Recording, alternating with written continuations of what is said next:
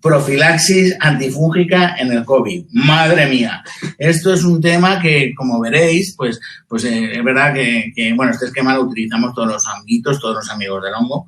Y fijaros que, bueno, entre profilaxis y tratamiento anticipado muchas veces yo creo que ya no hay mucha diferencia, pero bueno, voy a intentar desarrollarlo a lo de la charla. Pero esto sería la hipótesis. Resulta, acordaros que hay fármacos antifúngicos que se han demostrado su utilidad, como es el posaconazol en pacientes con neutropenia, y fijaros que, bueno, pues sí, que tenía unos resultados muy positivos a su favor. Entonces, pues la hipótesis sería que la profilaxis con un antifúngico de amplio espectro, al igual que posaconazol en pacientes con neutropenia, podría ser efectiva en pacientes con COVID para el desarrollo de IFI, ¿no? Entonces, bueno, vamos a ver si esto no lo puedo demostrar seguro, pero en teoría esa sería la hipótesis. Entonces, pues la primera pregunta, lo he desarrollado una serie de preguntas, creo que al final son 7 y 200 diapositivas, pero la siguiente pregunta sería, ¿existen otros antecedentes de profilaxis eficaz en el paciente crítico? Pues la verdad que, fijaros, que se llevan haciendo, especialmente en el paciente tanto médico como quirúrgico, crítico, un montón de ensayos, y lo primero, que no hay diferencia a favor ni de quinocandinas ni triazoles. Pero lo segundo que os tengo que decir, que no hay absolutamente ni diferencias cuando muy cerca, pero sin alcanzar la significación estadística, en este metaanálisis, pues no hay a favor de la profilaxis absolutamente nada positivo para la candidiasis sistémica. Y tampoco, lo único que sí, está claro que tú cuando haces una profilaxis evitas que la anterior diapositiva era en términos de mortalidad, y aquí sí que está claro que se hace profilaxis por disminuir la incidencia de infección fúngica masona. Como profilaxis y preventivo o anticipado, pues ya van de la mano, porque además todo el mundo tenemos alguna prueba que pedirle a los pacientes, algunos no tienen ninguna y en pandemia menos, pues fijaros que tampoco ha demostrado absolutamente ningún ensayo después de una cirugía intraabdominal, pues el uso guiado en esta ocasión por varios veces, si no me equivoco, por beta-glucano, pues tampoco avanzó absolutamente nada. Sí que hacemos, al igual que se hace en el resto del hospital, pues con los pacientes trasplantados, y por eso me salió el doctor Jekyll y Mr. Hyde, pues fijaros, pues sí que nosotros, pues cuando nosotros solo tenemos trasplante renal, que sería un poco más, salvo en hemocistis, pero los centros que tienen críticos y tal, pues muchas veces comienzan ya la profilaxis o mantienen la profilaxis si le toca a los pacientes, ¿no? Pues eso está claro, y también con los pacientes hematológicos, más que esto, bueno, es la serie del épico que hicimos hace muchos años, y que la verdad que fue un placer colaborar con un montón de profesionales de forma interdisciplinar. Pero fijaros que más que hablar de muchas veces las profilaxis de hematología, que esas sí que son más frecuentes, cuando nos ingresan los pacientes, pues nos implican un cambio en el tratamiento. O sea, prácticamente, pues dependiendo de lo que lleves de profilaxis, pues luego le pones un tratamiento distinto, lógicamente. Bueno, ¿existe alguna infección vírica en la UCI que se parezca a esto del COVID y la sífilis? Pues sí, y de hecho, bueno, pues la verdad que esta revisión está bastante bien. Es verdad que en los últimos años la aspergilosis pulmonar invasiva se ha convertido también en un target en el mundo de la medicina intensiva, y es verdad que aparte de los factores de riesgo clásicos, pues Pepe Garnacho también en una expert opinion, en un Current opinion internacional, pues ya describen pues otros factores de riesgo, como pueden ser los pacientes bronquíticos, y fijaros que también aparecen los H1N1, que es la gripe A. Y de hecho, pues fijaros, en este paper multicéntrico nacional que andamos por aquí como autores también, pues sí que es verdad que en los pacientes, fijaros, un 17,5% de los pacientes pues tenían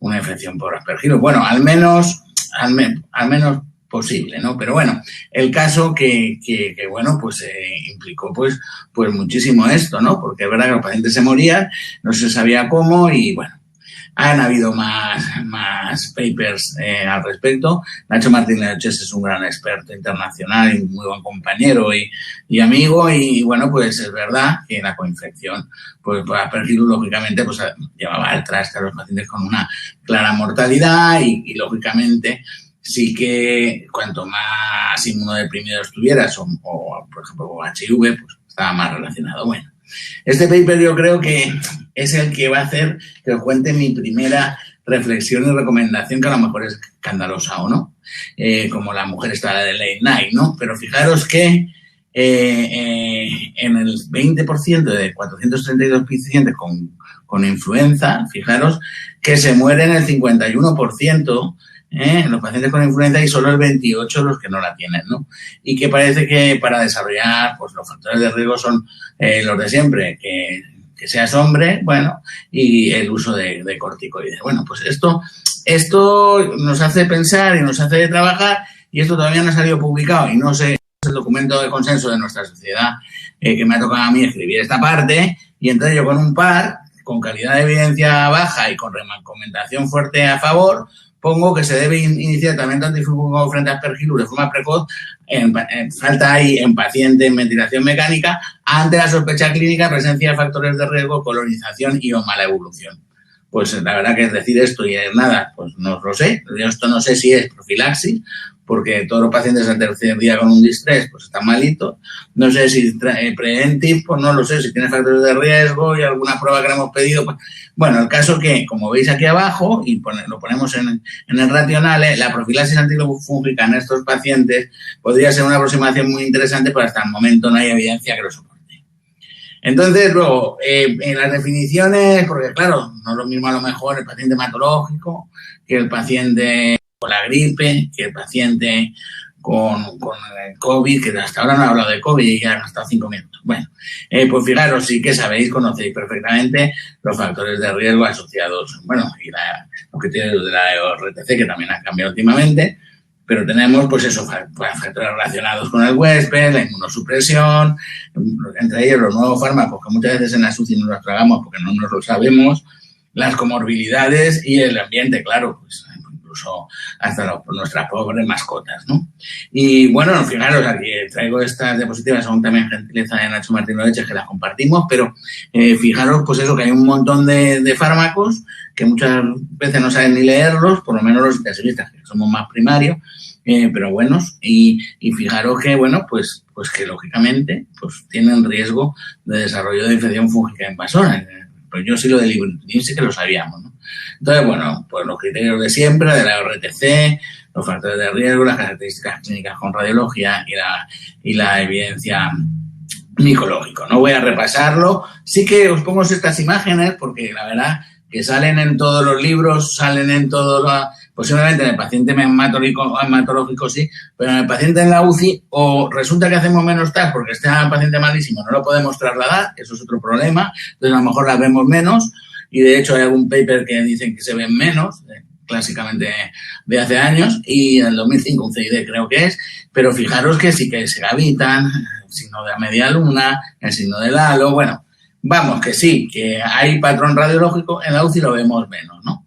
Pero bueno, y luego pues sí que esto ha ido cambiando a lo largo del tiempo y bueno, siempre lo tenemos que consultar, pero desde la incorporación de poder hacer galactomanano en el fluido del lavado broncoalveolar, pues esto ha cambiado mucho y esto nos ayuda mucho y tiene un valor predictivo negativo y positivo muy majete, entonces nos ayuda porque es verdad que la PCR también ya está incluida, pero que la verdad que los galactomananos en sangre nos ayudan poco.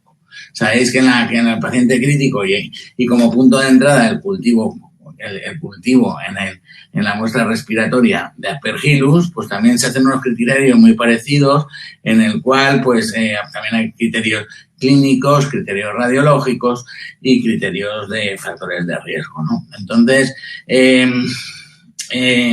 estos tienen que ser necesarios, para ser putativa tienen que ser los 4, ¿no? Pues bueno, pues esto fue un avance que implicó tener un mejor valor predictivo positivo y negativo cuanto más prevalencia pudieras tener en la UCI de la infección fúngica invasora, pero lo que está claro que la mortalidad aumenta conforme si es probada o putativa. Bueno, esto ha ido evolucionando y afortunadamente, pues con respecto a la aspergillosis invasora relacionada con influenza, pues fijaros que ya el punto de entrada es los factores de riesgo, que tengas una gripe A, que tengas un antígeno positivo o una PCR positiva y que estén relacionados temporalmente. Y aquí, acordaos que también se diferenciaba o se diferencia que es una de las características diferenciales, pues lo de infiltrado pulmonar o vamos, que puedes tener pues posible o probable y además fijaros que incluso la tracobronquitis pues la tenemos ahí también, o sea que las clasificaciones van evolucionando y bueno, pues hasta que se llega a este último Lancet Infectious Disease en el cual pues tenemos definiciones tanto de traqueobronquitis o otras formas pulmonares probables o posibles, que se llama capa, ¿no? De esto no voy a entrar porque cada uno tiene sus criterios, hay algún esquema bonito, pero para que nos suene a todos que esto existe y ya está. Y de hecho, fijaros, estos dibujitos cada uno, pues dependiendo del dibujito, pues es una prueba microbiológica o otra, por aprobada, lógicamente, ya sabéis que la histología pues, es lo que prima como siempre y luego, bueno, pues los criterios microbiológicos y clínicos. Y dependiendo de eso, pues ya veremos luego los tratamientos que aplicamos. Aquí tenéis las posibilidades de combinar los criterios microbiológicos, los clínicos y la imagen para llegar a ser posible, probable o cierta. Pero bueno, la verdad que tenemos muchas clasificaciones y que, bueno, pues si nos ponemos a distinguir entre YAPA y CAPA, pues bueno, pues muy probablemente sí que parece que se le asocia, aunque luego vamos a hablar de la epidemiología, un poquito más de mortalidad a la asociada a influenza que a las capas, a las asociadas a COVID, pero bueno, ahí estamos y bueno, las características diferenciales las tenemos, pero yo me quiero seguir metiendo y porque todavía estamos muy introductorios.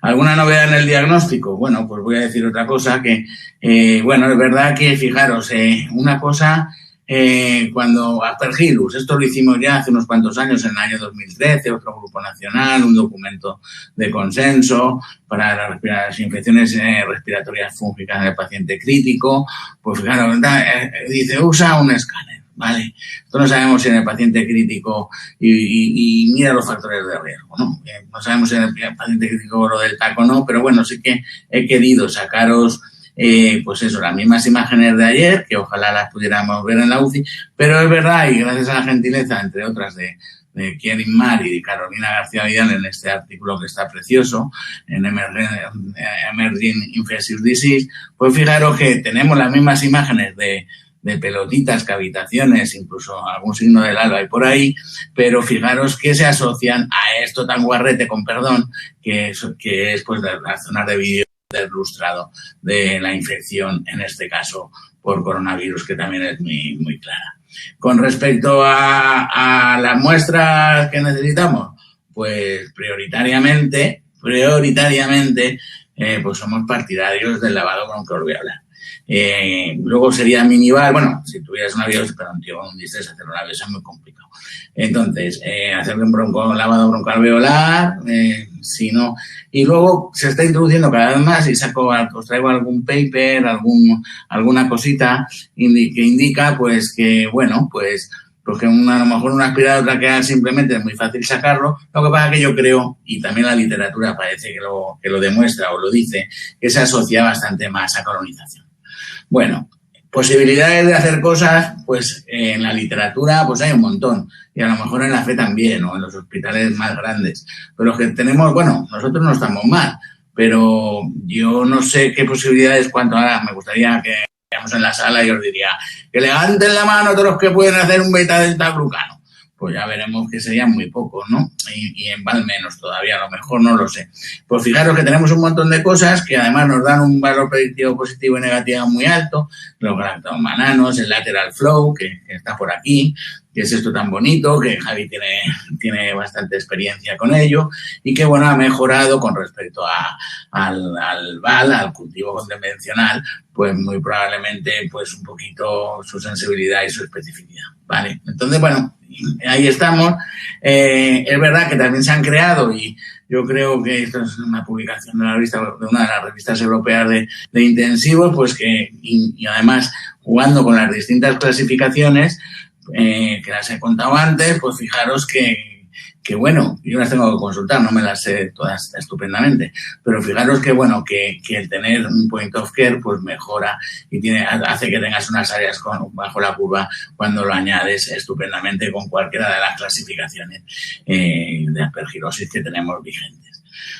Y bueno, y esto lo contó el otro día en otro webinar, y he buscado la referencia y he hecho esta diapositiva tan mona, Nieves, Carbonell, del Clínico de Valencia, pues ellos tienen un catéter cerrado y hacen un aspirado, no es un lavado cavelar con un catéter cerrado, que bueno, que no es directo y que bueno, pues si tienen un poquito mayor del punto de corte que el resto, pues si consideras un punto de corte mayor del galactomanano, pues a lo mejor lo podrías tener también y sin ser tan invasivo en pacientes que la oxigenación a veces no nos permite hacer muchas más cosas.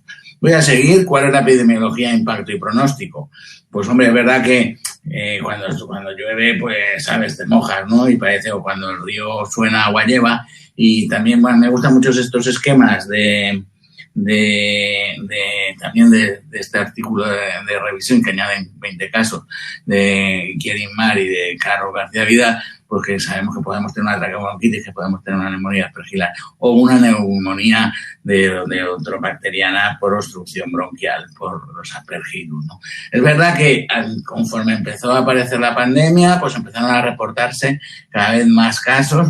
Yo creo que no sabemos realmente la incidencia todavía, algún paper traigo, pero realmente comparado con otras cosas, esto simplemente, estas 2 diapositivas que pongo ahora, son recomendaciones que os hago de literatura, en el cual un grupo multidisciplinar de amigos del hongo también y de grandes amigos míos, pues hicieron en su día una revisión exhaustiva de la literatura, describiendo hasta el momento todos los pacientes con capa. Fijaros, exitus, mogollón de exitus, más de la mitad, y también que no hay que desdeñarlo, y a lo mejor a la hora del tratamiento, pues que también existen infecciones por candidiasis invasiva en estos pacientes, sobre todo en la primera ola. A nosotros también nos pasó. Y de hecho, bueno, estos son los 5 primeros casos de 19 del grupo de Cornelli, pues que describían dónde estaban los pacientes, todos estaban en la UCI, todos tenían distrés respiratorio del adulto o severo o moderado, y fijaros que el diagnóstico pues fue a través de cultivo la mayoría y eran sensibles a los azoles. Bueno, poco quiero describir de esto, son los datos nuestros de los primeros 48 pacientes que atendimos en la primera ola, y fijaros que un 12,5% tuvieron una infección fúngica invasora, nosotros un 6,2%, una aspergilosis probable o putativa, porque cumplían los criterios entonces, probable en casi todas o todas las clasificaciones. Bueno, entonces otra cosa que quería llamar la atención es que, claro, decir profilaxis, ¿cuándo se detecta esto del grupo chino? Esto es un montón de casos, un montón de casos. Fijaros que en amarillo es el aspergillus y resulta que aparece o antes del diagnóstico o en los primeros 4 días. Esto en la tablita esa que os ponía ahí a capa también lo dice, que van a aparecer antes de la semana, tanto en COVID como en influenza, ¿no? Y fijaros que el segundo microorganismo, por llamarlo así, más frecuente, o el segundo no, pero 1, 2, 3, el cuarto más frecuente en el grupo de estos pacientes de este artículo, el más frecuente es aspergillus, ¿no? Y además en todos los primeros 4 días, porque es que luego fijaros que sí que hay, pero menos. Fíjate, pero que estos son 4, 5 a 8, o sea, que en la primera semana. O sea, que no hay que esperar mucho para pensarte si tienes que, en un paciente con distrés en ventilación mecánica, ponerle tratamiento o no. Y es obvio que la característica diferencial en esta serie china de los que tienen aspergillus, pues es que tienen más ventilación mecánica que los que no lo tienen. Pues bueno, tampoco. A ver, esto es lo único que he encontrado comparativo, a lo mejor hay más, porque claro, entonces dice, ¿qué tienen más? Los pacientes con COVID, los pacientes con influenza o simplemente los pacientes con una neumonía neumocócica muy grave. Pues fijaros, yo está analizado que si le hago VAL, que si le hago PCR, que si le hago galactomanano, bueno, pero fijaros, así en términos grosos de cosas que podemos hacer, que es que hagamos un lavado bronquialveolar o que hagamos cualquier prueba de micológica en muestra respiratoria, pues parece que en torno al 20% de la gente que está bien, atención, pues tiene una aspergilosis, bueno, por lo menos puede sospechar una aspergilosis del grado que queramos clasificar, y luego la mitad de ellos aproximadamente, pues en COVID, ¿no? O sea, serían 20%, 10%. Y en neumonía neumocócica, pues la mitad que de los del COVID. Pues bueno, pues por lo menos esto reciente, de diciembre del 2020, nos hace también estimar la incidencia de las cosas. Lo que a mí, un 20% me parece mucho, pero un 10% también me parece mucho.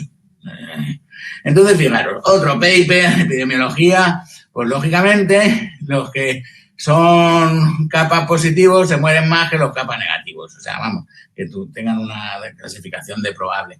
O los que con los criterios de la UCI modificados de Blood, pues también el ASPICU, pues se mueren más. Y lo que está claro que se mueren menos los que han recibido tratamiento con voriconazol y que la detección de galactomananos en VAL, pues si te disminuyen, pues resulta que lo estás haciendo bien con el voriconazol en este caso, ¿no? Bueno, esto ya nos hace pensar más, porque si tengo una incidencia muy alta y encima pues los que son probables, los que tienen una supuesta aspergilosis se mueren más, pero si miro los que han llevado voriconazol o no, porque no todos los que han llevado voriconazol, pues resulta que han tenido la aspergilosis, pues entonces pues es complicado esto, ¿no? Y luego ya si te pones a mirar cómo se han clasificado cada una bueno, fijaros que cada una de esto es pues una revisión de los casos de la serie publicada, y fijaros que cada uno pues la clasifica como puede o como muy probablemente dependiendo del tiempo que dentro de la pandemia. Pero fijaros que también, pues fijaros que los porcentajes pues están entre el 20, 15, 20%, algunos un poquito menos, pero es que la mortalidad es brutal. Es que la mortalidad, pues fijaros de dónde a dónde va, del 22 al 57, pasando por el 100, con series muy cortitas y muy pequeñas. Pero fijaros, que si sumas todos, pues aproximadamente un 47%, aunque en las series gordas, únicas de multicéntrica, pues está en torno a un 33-35%. Entonces, ¿y la estrategia que hacemos? ¿Qué estrategia hacemos? Y no me queda mucho, ¿eh? ¿Qué estrategia qué? Pues miraros, esto de los algoritmos, yo creo que es lo que tenemos que aplicar. Entonces, este chiste no lo sacaba como la de Late Night, desde hacía mucho tiempo. Dice, expande la ecuación. Pues la va expandiendo, claro, ¿sabes? Pues está muy bien. Pero fijaros que esto, pues, fácil, esto dentro de la gente, pues que, de documento de las definiciones del IAPA, de influenza, pues hizo todo este jaleo, que yo me pierdo. Pues si tienes una traqueobronquitis, pues lo cultivas y miras a ver si es positivo, lo biopsias y probablemente tenga una aspergilosis asociada a influenza. Galactomanano positivo, pues también. Pero luego al final por aquí pues no sabes lo que es, ¿no? Porque si se cavita, si tienes un cultivo positivo, pues tienes que tener una cavitación para pensar que sí que es. Bueno, no lo sé. A mí esto me parece que está muy bien, pero es poco. Entonces esto hicimos Javier Pemán y yo, vamos, y esto yo creo que es del año 2010 o 2011, no pongo el año, porque estaba en PRES, pero fijaros que éramos así de adivinos y dijimos, antes de que viniera todo esto, dice, vamos, ¿cómo sospechar una infección fúngica invasora cualquiera en un paciente que está ingresado en la UCI? Pues bien, si la sospecho porque tiene factores de riesgo, pues le hago un beta-deltaglucano y cultivos en sangre, en este caso, porque, claro, pensaba más en cándida, positivos a la semana. Y ya, si me sale positivo el beta-deltaglucano, que puede ser un falso positivo o no, pues ya me intento distinguir qué tipo de infección fúngica invasora es. Parece que nos han leído porque todos estos algoritmos que os saco yo, que utilizan galactomanano, que utilizan aspiral traqueal, que utilizan lavado broncal alveolar, que utilizan minival, pues hacen lo mismo. Hacen un poquito esto, algunos con galactomanano y cultivos y PCR, otros como este con beta-deltaglucano. Y bueno, pero vuelvo a remarcar que las mortalidades siguen siendo extremadamente altas, hagas lo que hagas. Y bueno, pues fijaros, pues si puedes hacer el VAL, si no puedes hacer el VAL, si te sale positivo, si se te sale todo negativo, pues fijaros que si te sale negativo el VAL, pero tienes algo en el suero positivo, pues a lo mejor sí que tienes una capa. Entonces, que vamos ciegos. Entonces, vuelvo a decir que el paciente en ventilación mecánica que esté malito por el COVID, yo digo que se debe iniciar, llamarlo como queráis, tratamiento de aspergillus frente a aspergillus de forma precoz ante la sospecha clínica, presencia de factores de riesgo, colonización o mala evolución. Y sigo diciendo esto. Y sí, luego le hago todo lo que queráis. Luego le hago el lavado broncoalveolar, le hago el anti... Yo haría, vamos a ver, para que veáis que me mojo, no he puesto diapositiva para hablarlo. En la primera semana, paciente distresado que va mal, le inicio tratamiento antifúngico en prospecto, ya veremos ahora con cuál, y le hago un VAC si puedo se lo hago, intento hacer un galactamara, no hay.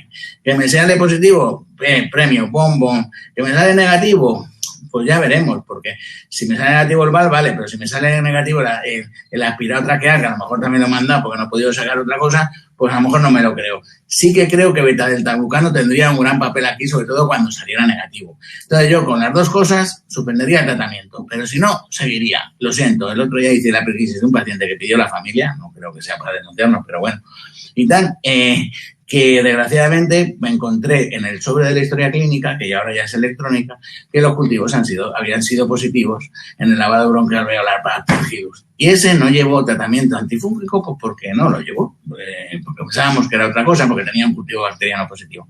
¿Con qué? Rápidamente, y no me enrollo mucho más, a los antifúngicos sus espectros lo sabéis, boriconazol, isavuconazol, como primarios y como alternativa a anfotericina B liposomal. También esto ocurre en la guía de la revisión de Gemicomed. No voy a entrar. Es verdad que en determinadas ocasiones pues tienes que pensar en anfotericina B, especialmente cuando hay insuficiencia hepática grave. Tampoco voy a entrar mucho más. Este esquema está bien. Lo hicimos también.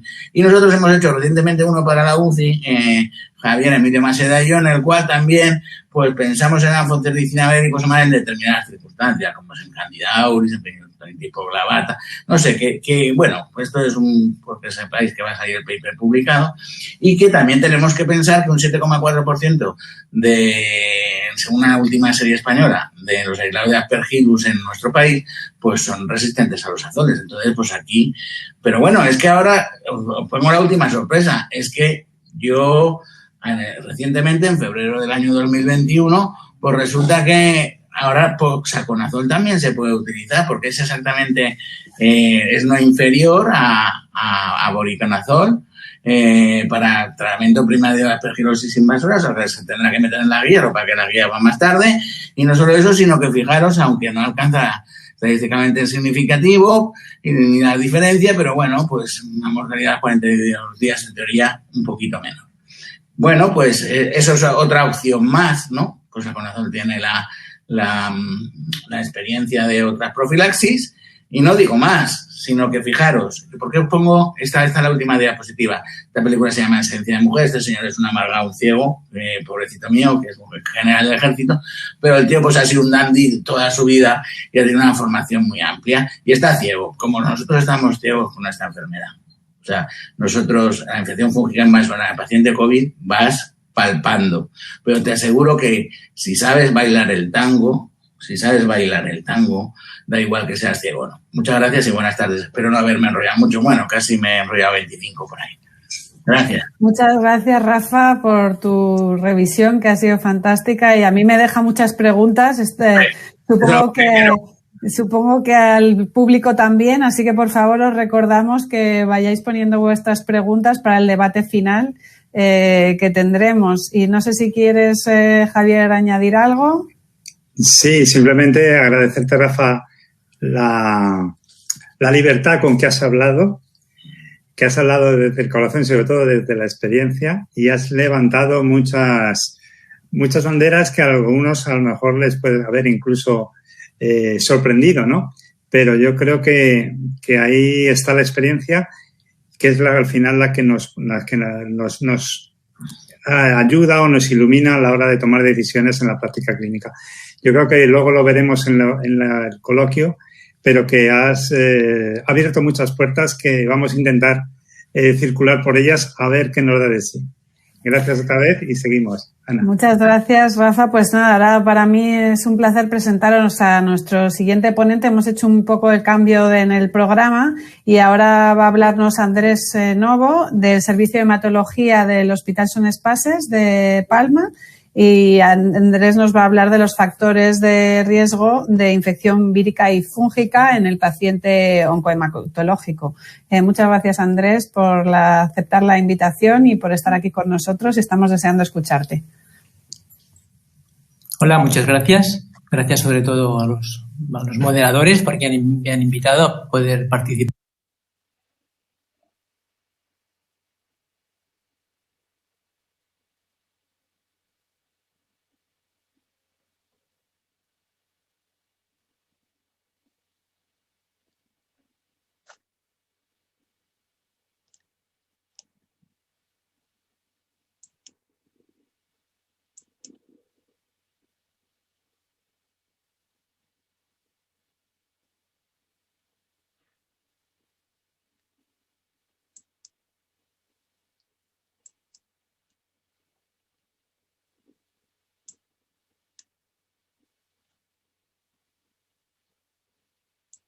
En esta reunión y evidentemente gracias por el soporte técnico a MSD.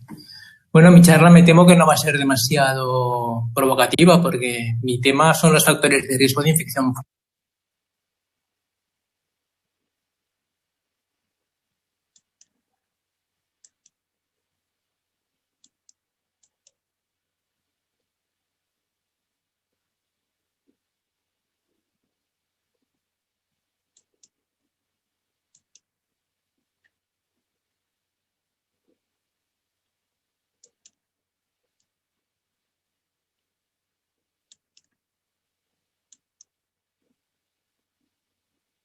Infección vírica y fúngica en el paciente oncohematológico. Muchas gracias, Andrés, por aceptar la invitación y por estar aquí con nosotros. Estamos deseando escucharte. Hola, muchas gracias. Gracias sobre todo a los moderadores porque me han invitado a poder participar en esta reunión y evidentemente gracias por el soporte técnico a MSD.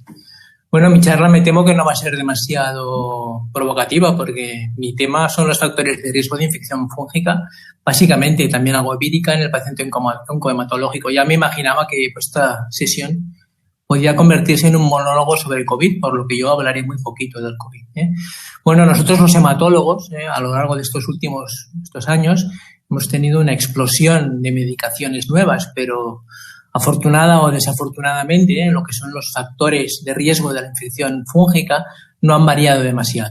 Aquí vamos a hacer un repasito sobre lo que es pues, los factores de riesgo clásicos y revisado básicamente pues, diferentes registros en los que cada cual aporta su pequeño granito de arena, pero los resultados suelen ser bastante comunes en general. Bueno, si observamos la gran mayoría de infecciones fúngicas en España, bueno, pues tenemos parte de las infecciones fúngicas en la piel, que no necesitas tener ningún colectivo especial, pues se reducen básicamente a los pacientes que hay en la UCI o los pacientes que tienen un cáncer. Y dentro de los pacientes... Andrés, por favor, es que se te corta la imagen a mitad de la cara. ¿Puedes? Sí, ahora mejor. Así perfecto, sí. Es que de repente casi me comía el ordenador, pero no, intentaré mantenerme separado. O girar la cámara hacia arriba o echarte hacia atrás. Gracias. Intentaré mantenerme separado del mismo. Vale, pues, muchas gracias. Lo que estaba diciendo es que, bueno, básicamente son pacientes que tienen enfermedades hematológicas dentro de los cánceres. Bueno, ¿y cuáles son los factores de riesgo clásicos de la infección? Bueno, pues las series publicadas en general en diferentes sitios, pues coinciden siempre en lo mismo, en enfermedades hematológicas, y dentro de la enfermedad hematológica lo básico, lo más claro, es los pacientes aquellos que tienen una neutropenia, ya sea en enfermedades leucemias o en aquellos pacientes sometidos a alotrasplante de médula ósea. Un segundo grupo son los trasplantes de órgano sólido y en tercer punto pues los factores de riesgo asociados a la UCI. Hay diferentes clasificaciones, riesgos altos, riesgos intermedios, riesgos bajos, pero los de riesgo alto básicamente son los pacientes hematológicos, que ya hemos dicho que presentan una neutropenia severa, inferior a 500 segmentados por milímetro cúbico, y en el contexto dentro de una leucemia aguda mieloblástica, sobre todo en tratamientos de inducción y en el trasplante alogénico de propulsores hematopoyéticos. Bueno, hay diferentes criterios, diferentes organizaciones que repiten una y otra vez pues estos factores de riesgo, ¿no? Básicamente, pues lo que ya habéis dicho en algunos momentos, ¿no? La enfermedad hematológica, trasplante de órgano, y luego ya veremos la introducción de algunos fármacos dentro de la cascada de nuevos tratamientos hematológicos, pues los que producen inmunosupresión dentro de los nuevos de ellos, como luego hablaremos sobre todo del ibrutinib. También otros factores como la enfermedad de injerto contra huésped, que incluye pues, bueno, las afectaciones clásicas de intestino o hígado. Aquí vemos también pues, que dentro de lo que es el paciente trasplantado, hasta el 10% de pacientes receptores de un trasplante de médula ósea pueden tener una infección fúngica, mientras que solamente de un 1 a un 5% de todos los receptores de trasplante de órgano sólido. Bueno, aquí esta es una revisión alemana de las infecciones fúngicas en pacientes básicamente trasplantados, ¿no? Y en pacientes hematológicos. Bueno, ellos tienen una incidencia de un 6% de casos en 100.000 personas por año, ¿no? Sabemos, como ya hemos hablado, de que estas infecciones a veces están mal detectadas, debido, pues ya sabemos, a las complejidades del diagnóstico, ¿no? Y aquí ellos concluyen que los factores clínicos de riesgo para infección fúngica, pues, entre otros, son las inmunodeficiencias congénitas primarias, el presentar o el estar durante más de 10 días con una granulopenia marcada, el recibir un trasplante alogénico de médula ósea o en aquellos tratamientos inmunosupresores o corticoides. Yo no hablaré prácticamente de tratamientos, aquí mis colegas ya han hablado de ellos y luego seguro que Miguel acabará dando una charla magistral sobre tratamientos, ¿no? Pero en principio sabéis que los tratamientos de cándidas con equinocandinas en general tienen buenas respuestas, 75% superiores, y que los tratamientos para aspergilosis con los azoles, los ratios de respuesta son inferiores y se acercan entre el 50 o el 30%. Por lo tanto, los tratamientos recomendados también en primera línea dependen básicamente de la epidemiología local, ¿no? Por lo tanto, hay que tener presente, ellos concluyen que las infecciones fúngicas a veces pueden ser no diagnosticadas o descuidadas de rutina en los hospitales. Por lo tanto, hay que tener un control importante de, intentar diagnosticar más precozmente y más acertadamente las infecciones fúngicas. Y en la tabla en la que repasan toda la incidencia, pues igualmente, pues dentro de las candidiasis, los factores de riesgo igualmente son neoplasias hematológicas, pacientes en la UCI, aquellos pacientes que han presentado pancreatitis agudas neoplatizantes, trasplantes de órgano sólido, incluso HIVs que no hayan sido adecuadamente tratados, mientras que para las infecciones aspergilares básicamente pues, son enfermedades hematológicas como puede ser la leucemia aguda mieloide, que a diferencia de la aguda linfoide necesita tratamientos de inducción más potentes con inmunosupresiones más duraderas, más intensas, trasplante alogénico de médula ósea. Estos son los factores principales. Aquí también he colocado un trabajo de un grupo italiano cooperativo también que busca estratificar los factores de riesgo de la infección fúngica y, más o menos acaban llevando las mismas conclusiones, ¿no? La neutropenia es lo más común en los pacientes hematológicos y es lo que juega un papel fundamental a la hora de tener factor de riesgo, es el factor de riesgo más importante en aquellos pacientes, como ya hemos hablado, con leucemia mieloide aguda o en trasplante alogénico de médula ósea.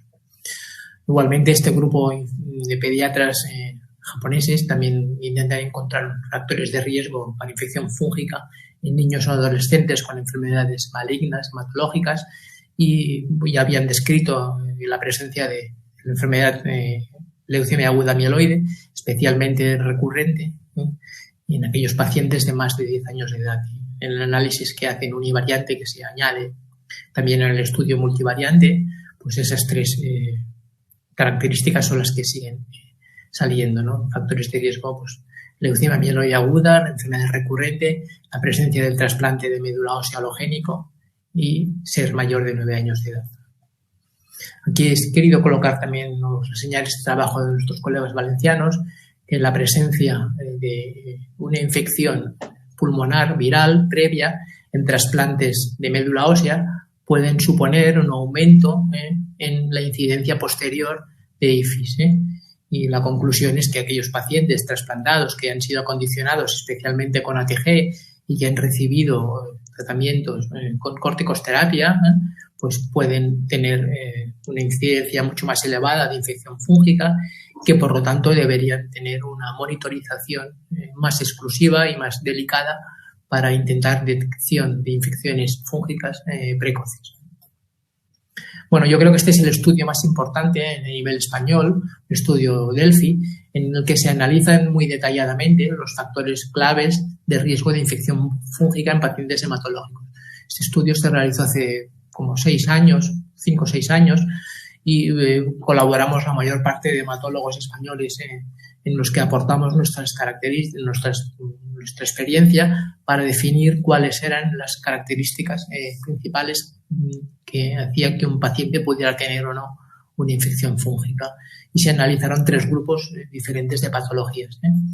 En el alogénico, en el trasplante de médula ósea alogénico, se analizaron 42 factores de riesgo y finalmente 18 resultaron ser claves a la hora de la infección fúngica. Y ellos fueron la neutropenia, la aparición de una infección previa, la aparición de una enfermedad de injerto contra huésped extensa, grado 3 o 4, severa, el trasplante de cordón umbilical, el hecho de que el donante no fuera mismatch, es decir, que no fuera un donante que tuviera alguna disparidad, la presencia de fallo de injerto, la ausencia de filtros EPA, la ausencia de habitaciones de flujo laminar, el que el diagnóstico fuera una leucemia aguda mieloide, el que el trasplante fuera ploidéntico, o la utilización de drogas anti-NF, la utilización de alemtuzumab, hoy en día casi ya descartado, la utilización de globulina antitimocítica, la utilización de profilaxis frente a la enfermedad de injerto contra huésped, la linfocitopenia, la presencia de infección por citomegalovirus y la proximidad a áreas de construcción. Bueno, si nos referimos a las leucemias agudas o los síndromes mielodisplásicos de alto riesgo, solo se encontraron 7 factores de riesgo claves. Y estos fueron la neutropenia, las terapias de consolidación en las que no se habían o que el paciente no había hecho respuesta, los tratamientos de inducción, la presencia, curiosamente, de profilaxis con azoles, la proximidad a las áreas de construcción o la ausencia de filtros EPA.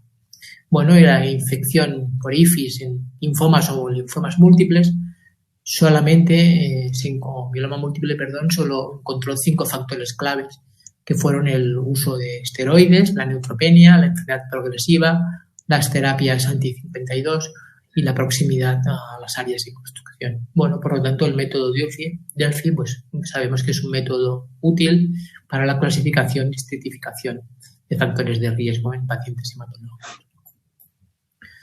Bueno, finalmente también aquí he colocado este trabajo del grupo alemán porque son los que primeramente reseñaron la incidencia de los nuevos fármacos en la aparición de enfermedades infecciosas fúngicas en el paciente hematológico y seleccionaron diferentes clases de nuevos fármacos que, como hemos dicho, han aparecido en el panorama del armamentario nuestro en los últimos años. Bueno, los inhibidores de la tirosinasa, en concreto los inhibidores de la tirosina de Bruton, como es el ibrutinib, la aparición de los inhibidores de ACDOC, como puede ser el ruxolitinib, los inhibidores del PLE3K, el idelalisib, todos son fármacos que pueden contribuir en alguna manera a la presencia de infección fúngica.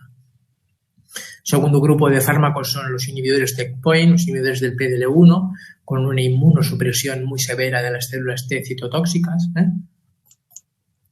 Bueno, los hipometilantes en realidad no son un fármaco tan joven, ¿no? Son fármacos que llevan ya más de 15 años en nuestro campo, pero también se han empleado ampliamente en aquellos pacientes con leucemias mieloides agudas, no subsidiarios de quimioterapia intensiva, ¿no? Y también hay que evaluar si realmente estos pacientes pueden ser subsidiarios de tratamientos profilácticos con antifúngicos. Los anti-CD20 también tienen casi 25 años de vida y la utilización del rituximab en un momento pues despertó al cabo de unos años ciertas dudas sobre si eran pacientes que iban a ser luego subsidiarios a tener muchas más infecciones fúngicas. Esto no ha quedado claro, algún estudio ahí que apoya esta hipótesis y luego esto no acabó de confirmarse. Y luego pues tenemos, bueno, todavía un gran amplio abanico de los anti-CD19, el blinatumomab, los anti-CD33, los mielotar, los interleuquinas, etcétera, etcétera, pues también todos contribuyen. Finalmente también los anticuerpos biespecíficos, también causas de fiebres neutropénicas, infecciones. Algunos de ellos todavía no acaba de quedar muy claro si estos realmente pueden suponer un aumento en las infecciones. Bueno, esto ya hace ya un par de años en un foro nuestro de debate interno dentro de la hematología balear, pues ya empezamos a mostrar la lista de cantidad de fármacos nuevos que estaban ya en nuestro poder y que su utilización iba a suponer, pues, por un lado, pues el incremento en las posibilidades de control o curación de muchas enfermedades, pero al mismo tiempo con el precio de un coste tóxico a la hora de someter al paciente en situaciones de inmunosupresión o neutropenias prolongadas, ¿no? Bueno, el ibrutinib incrementa el riesgo de aspergilosis invasora. Hay unos cuantos papers que han salido ya diciendo esto. Bueno, pues en general hasta un 53% de pacientes pueden tener alguna infección. Esto se ha llegado a describir. El desarrollo de ibrutinib incluso puede estar desarrollado pues, con el desarrollo de IFI. Se ha salido con localizaciones en diferentes casos del cerebro, pulmón y evidentemente. Especialmente incluso hay algún descrito de aspergilosis craneal en pacientes recibiendo ibrutinib. Bueno, no quería tampoco acabar la charla sin hablar algo de la terapia CAR-T. La terapia CAR-T hoy en día es el niño bonito de la hematología. Ya veremos realmente hasta dónde llegamos con esto y qué beneficio final va a reportar a nuestros pacientes, pero hoy en día el que no hace CAR-T pues como que está en el vagón de cola, ¿no? En cualquier caso, ya cada vez hay más artículos que van saliendo en los que se reportan infecciones secundarias a los pacientes que han recibido terapia CAR-T. Este es un estudio de los primeros, ya tiene ya un par de años, 3 años, en los que 133 pacientes, los que la mayoría son pacientes con linfoma de Hodgkin o linfoblásticas, pues recibieron tratamientos de condicionamiento y la terapia CAR, y de ellos hasta un 23% podían desarrollar infecciones bacterianas y un 14% infecciones virales, un poco más tardías en el tiempo. Hasta un 5% de descritas infecciones fúngicas invasivas, ¿no? Y esos factores de riesgo de infección, pues, bueno, básicamente varias líneas previas de tratamiento quimioterápico, contra más líneas, más posibilidad de infección, la infusión de altas dosis de células CAR y la presencia del síndrome de liberación de citoquinas o neurotoxicidad grave. Ya sabéis que estas son las toxicidades más importantes de la terapia CAR. Bueno, esto es un poco en el gráfico. Este otro también, pues el síndrome de liberación de citoquinas también puede ser un factor predictivo para la presencia de infección fúngica en aquellos pacientes que han hecho terapia CAR, en pacientes con leucemia aguda linfoblástica. Aquí es un estudio en el que 53 pacientes consecutivos pues, realizan la terapia CAR, y de ellos se pueden encontrar hasta 26 infecciones, es decir, en el 42% de pacientes experimentan infecciones, 17 bacterianas, 4 fúngicas y 5 virales entre los primeros 30 días después de la infusión de la terapia CAR. Bueno, el síndrome de liberación de citoquinas en grados 3 y 4, es decir, sus grados más avanzados, están asociados a un incremento en la infección. En particular, infecciones con hemocultivos positivos, infecciones de sangre. De ellos, además, hasta un 6% pues, acabaron muriendo por la infección. Bueno, esto es una experiencia en el hospital clínico. Ellos no tuvieron los primeros pacientes que esto lo publicaron en el 2019, pues dentro de los primeros pacientes que hicieron la terapia CAR no observaron pacientes con infección, aunque sí tuvieron diferentes infecciones, básicamente infecciones bacterianas, ¿no? Algunos de ellos, incluso 5%, ¿no? Uno de ellos en su serie acabó muriendo por una colitis por Clostridium difficile. Y esta es la primera experiencia temprana también del Hospital de Vall d'Hebron, en el que tenían 30 pacientes, los primeros 30 pacientes tratados, ¿no? Sabéis que hay CAR comercial o el CAR clínico, ¿no? Pues ellos básicamente eran CAR comercial y también tuvieron una incidencia importante de infecciones, aunque no infecciones severas, ¿eh? En principio ellos consideraban que la terapia CAR tenía una incidencia de infección muy similar a la de cualquier otro tratamiento de rescate, ¿eh? Y los factores de infección pues también son un poco los mismos que les habían reportado en el Hospital Clínico de Barcelona. La presencia de varias líneas de tratamiento, de más de 4 líneas de tratamiento, pacientes con linfoblástica, pacientes con grandes dosis de CAR o los pacientes que habían tenido pues tocilizumab o los esteroides. Sabéis que en cualquier caso, pues en el ranking de problemas, pues la infección para ellos no era el problema número 1. Sabéis que la terapia CAR básicamente está relacionada a los problemas básicos, son el síndrome de liberación de citoquinas o en todo caso la neurotoxicidad. Bueno, ya para acabar simplemente señalar esto, bueno, no quería poner nada de COVID, pero al final, bueno, pues en el último momento me decidí a poner uno de los muchos trabajos que hay sobre las características clínicas y los factores de riesgo asociados con el COVID. Esto es un estudio, un registro en enfermedades malignas en Italia y, bueno, las conclusiones tampoco son muy relevantes, ahora iremos a ellas. Bueno, y recogieron 582 pacientes con cánceres hematológicos que se diagnosticaron con COVID. De ellos, finalmente, 46 fueron excluidos, pero 536 fueron aprovechados para el estudio, ¿eh? Y las conclusiones pues son relativamente evidentes y relativamente obvias, pues que los factores que llevan un peor pronóstico fueron aquellos pacientes que tienen una edad más avanzada, que tienen una enfermedad progresiva, que estuvieron diagnosticados de leucemia mieloide aguda o del linfoma no Hodgkin, que es un poco más raro, linfoma de Hodgkin agresivo o mieloma, ¿eh? Y la interpretación, pues, que es lo que ya decía, que es relativamente evidente, pues que los pacientes con hematologías, con cánceres hematológicos, tienen un peor pronóstico que la población general con COVID, ¿no? Y que los pacientes con cánceres hematológicos sin COVID. Por lo tanto, esto es relativamente obvio. Y con esto yo creo que ya no tengo nada más que deciros. Espero haberme ajustado al tiempo y en cualquier caso estaré encantado de responder a vuestras preguntas al finalizar las charlas.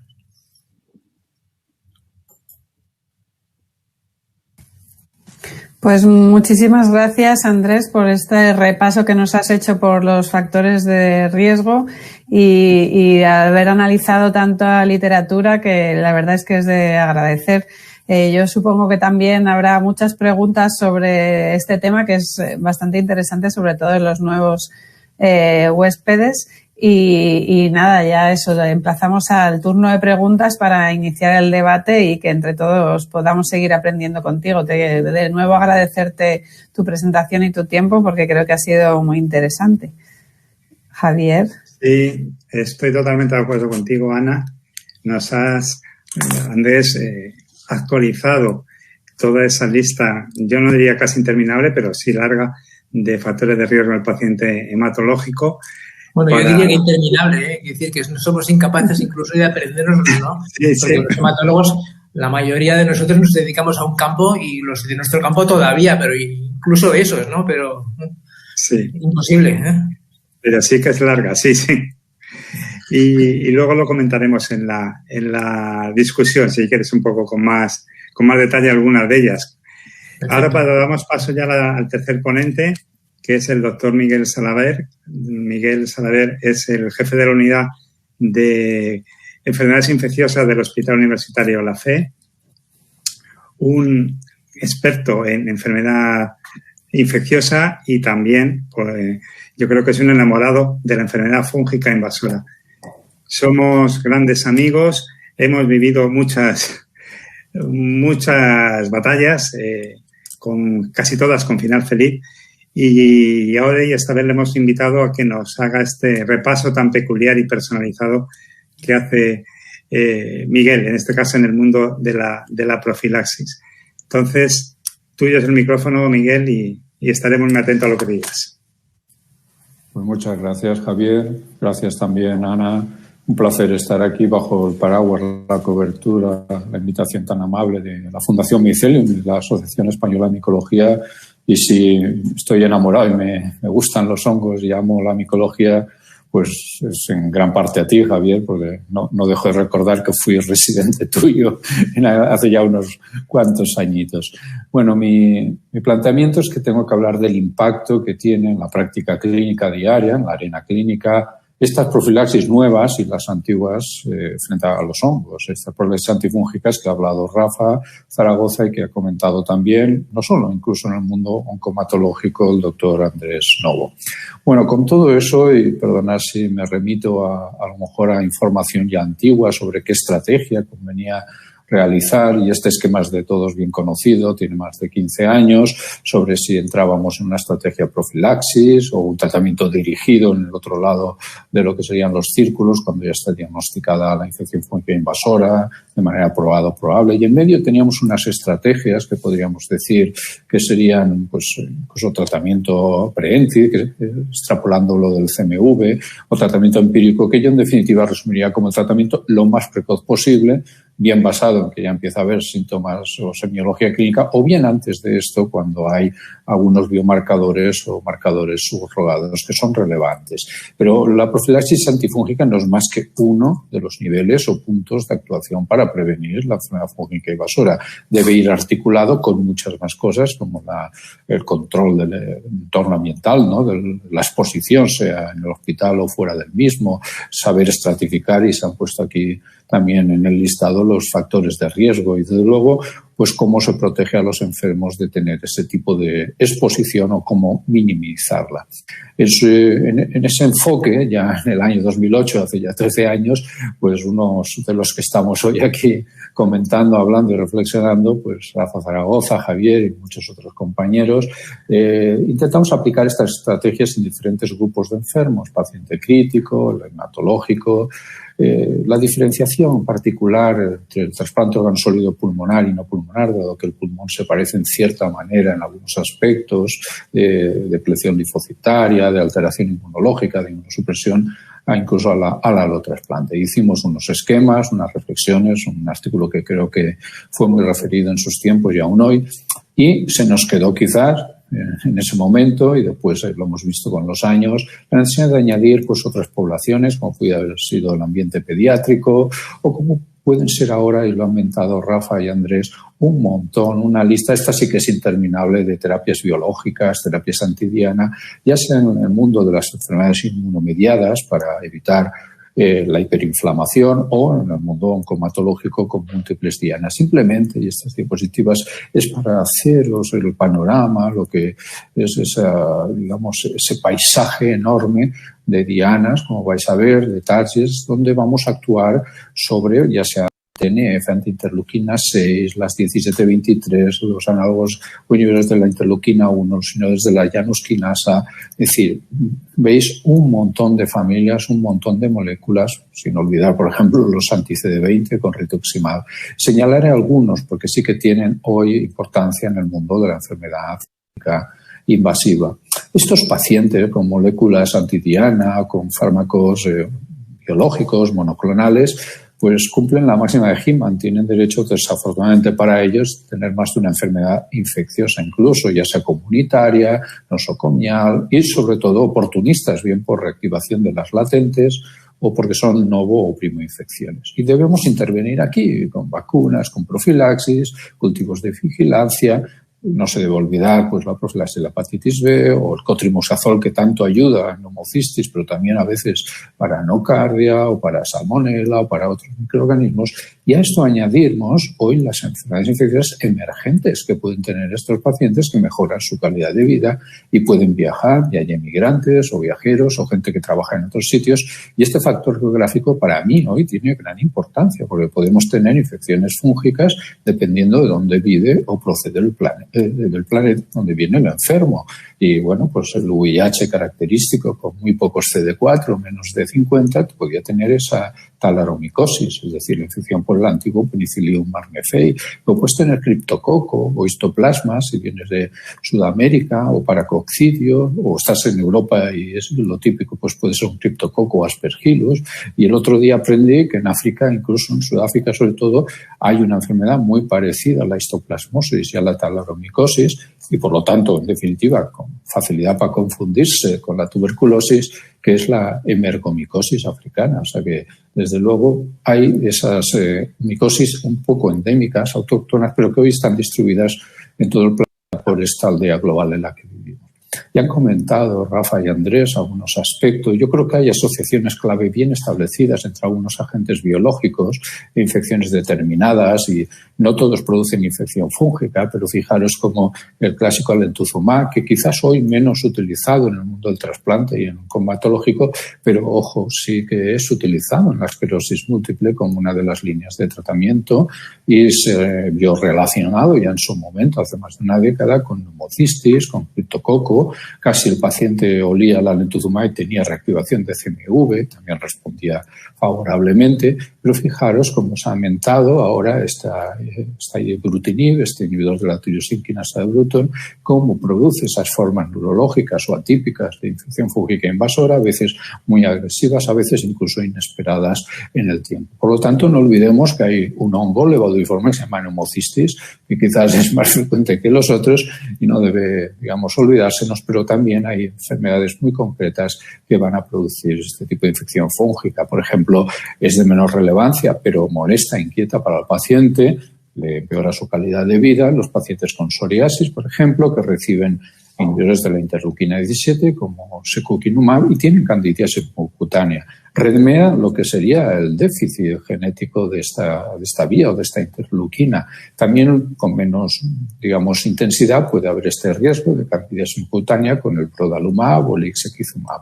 También se han descrito, pero son formas mucocutáneas o incluso candidiasis crónicas, pero no dan, afortunadamente, candidemia como podría ocurrir en otros tipos de enfermos. Y fijaros cómo en el fondo, pues, agentes que van sobre múltiples dianas tipo citoquina, ya sea el TNF-alfa, interleuquina 1, la 2, la 5, la 12-23 o por separado, o el BLIS o la IgE, fijaros qué cantidad de células están implicadas, la red, ese network, que unen este lenguaje químico de las citoquinas. Al final veréis que tenemos casi 22 dianas o familias sobre las que se podría, digamos, actuar, y al mismo tiempo tenemos 40 o más moléculas o agentes biológicos representando este panorama tan complejo ya hoy de fármacos para tratar múltiples enfermedades de todo tipo. Aquí tenéis los agentes frente a receptores, básicamente rituximab CD20, oblinatumomab CD319, alecampaz, aletuzumab en el CD52, etcétera, etcétera, etcétera. Y bueno, ya para colmo, pues los factores de transducción de señal, esas moléculas pequeñas, también hay terapias dirigidas, como son los inhibidores de Janus quinasa, los inhibidores de la P3 quinasa o de la tirosinquinasa de Bruton que comentábamos, es decir, o moléculas que bloquean el BCR-ABL. Es decir, tenemos hoy por hoy una gran cantidad enorme de moléculas para tratar enfermedades de manera muy exquisita. Fijaros que se puede conceptualizar de mayor a menor riesgo. Aquí habría en esta categoría pues agentes con mucho más riesgo, como el Campaz, comentábamos, está anti-CD52, con infecciones graves en más de un 4 o 5% de los pacientes, causando neumocistis, causando criptococosis, como comentábamos antes, y ya con menor riesgo, un riesgo moderado, pero altas consecuencias, como diría ahí, pues sin hablar de virus, pero sí también el inhibidor de tirosinquinasa, ibrutinib o acalabrutinib, pueden dar esas infecciones fúngicas que varían de 0 a 44% y, desde luego, con esa atipia en la presentación, sobre todo formas diseminadas o incluso predominantemente del sistema nervioso central.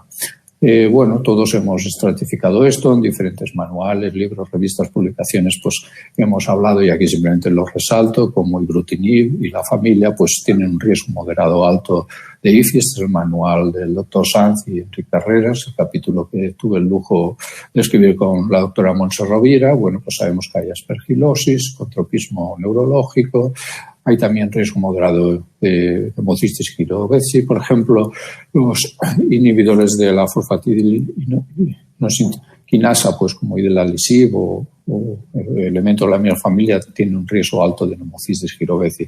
Y claro, uno se plantea qué dicen las guías, qué dicen los expertos sobre si hay o no que, perdón la palabra, profilactear a estos enfermos. Bueno, no hay a veces mucho acuerdo. En el caso de ibrutinib, también un fármaco que puede que se estén algunos pacientes dando durante mucho tiempo, meses, años, y por lo tanto tampoco se puede mantener una profilaxis antifúngica de por vida. Quizás hay que considerar, como decía, la profilaxis más antineumocitis en algunos pacientes, como el LC, que tenga factores de riesgo añadidos, análogos de purinas, uso de corticoides acumulativamente a dosis altas.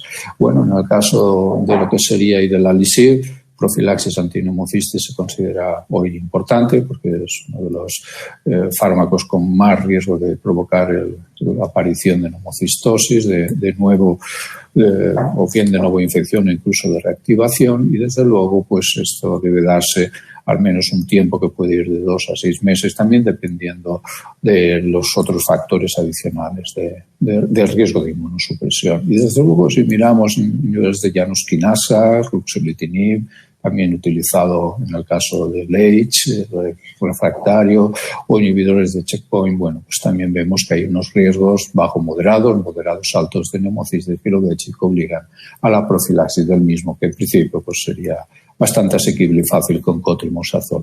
Fijaros cómo también el gradiente de riesgo es menor, mínimo, pues en otras vías, ya no voy a aumentar todas ellas, hay algún riesgo también de neumocistosis con rituximab, con los anti-CD20, por una vía un poco complicada, pero desde luego así es. Y desde luego lo que os comentaba de la vía de la interleuquina 17 con secukinumab, ixekizumab o proda, que desde luego pueden dar al menos un 3-5% candidiasis mucocutánea. Ya digo, nada graves, nada letales, ningún riesgo de mortalidad, pero sí con una cierta morbilidad y a veces por la repetición, pues perdiendo calidad de vida a estos pacientes con psoriasis sobre todo.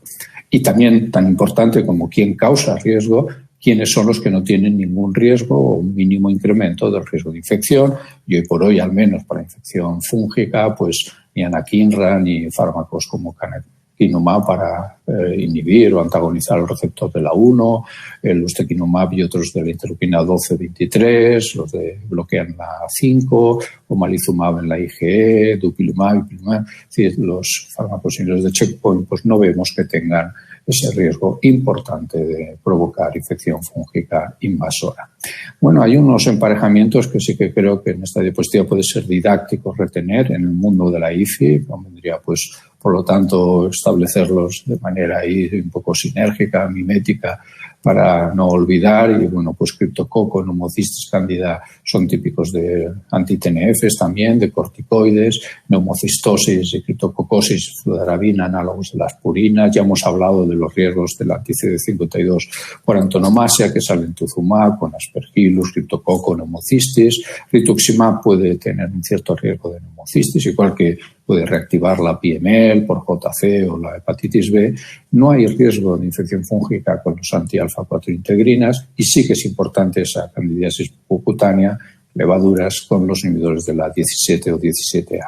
Ibrutinib, lo hemos mentado ya, tropismo central por aspergilosis o infección por moho, pero no olvidemos cierto riesgo y descritos hay casos de criptococosis, neumocistis giroveci, Idelalisib y otros inhibidores de la familia, neumocistis, como hemos comentado, o ruxolitinib también, neumocistosis. Creo que este es un resumen importante de lo que hoy el clínico debe tener en cuenta. Pero como os decía, mi objetivo es daros una perspectiva de la profilaxis antifúngica, cuáles son realmente las bases de la misma, por qué hacemos profilaxis, para qué, en quiénes, cuándo, cómo, con qué, dónde, cuánto tiempo. Estas preguntas hay que responderlas cuando uno decide que establece esta estrategia en determinado grupo o subgrupo de enfermos como tal, cuáles van a ser los periodos de duración, qué es lo que queremos evitar, dónde la vamos a hacer, si en el hospital o en domicilio, cuánto tiempo, como os decía. Bueno, esto es clave, a veces no lo hacemos, porque hay unos criterios para justificar realmente la profilaxis antifúngica y el precio que luego veremos que hay que pagar, ¿no? Hay unos criterios de seguridad y de eficacia, por supuesto. Primero es el valor que tiene de efectividad en la prevención y eliminar o evitar o minimizar la infección fúngica, pero hay unos costes, unas consecuencias el ítem de la prevalencia de la infección fúngica en ese grupo de pacientes o en ese entorno geográfico es fundamental. Antiguamente ese factor del 10%, hoy por hoy estamos con pacientes hematológicos o con TPH con riesgos del 2-3%, como si fueran escapes o IFIs de brecha. Se reduce mucho, por lo tanto, la EFI, pero desde luego nunca es al 0%. Y desde luego estaría el concepto de superinfecciones, infecciones emergentes. Cuando empezaron a aparecer en el 2003 nuevos fármacos como las candinas, la epofungina, las que vinieron después, nuevos azoles como voriconazol y los que vinieron después, pues aconazol y sabuconazol, y esperemos que esto no haya quedado aquí, sigan llegando nuevos fármacos, intentamos, o al menos las compañías farmacéuticas también, y los sabios y los que hacen las guías, posicionar estos grupos, estas familias o estos fármacos en concreto en sí, también basado obviamente en las evidencias de los ensayos clínicos, si eran fármacos de profilaxis, empírico, anticipados, dirigido. Algunas industrias querían tenerlos en todas las estrategias posibles. En definitiva, lo que queríamos era disminuir el número de IFIs, cuanto más eficacia, pues menos infección fúngica invasora.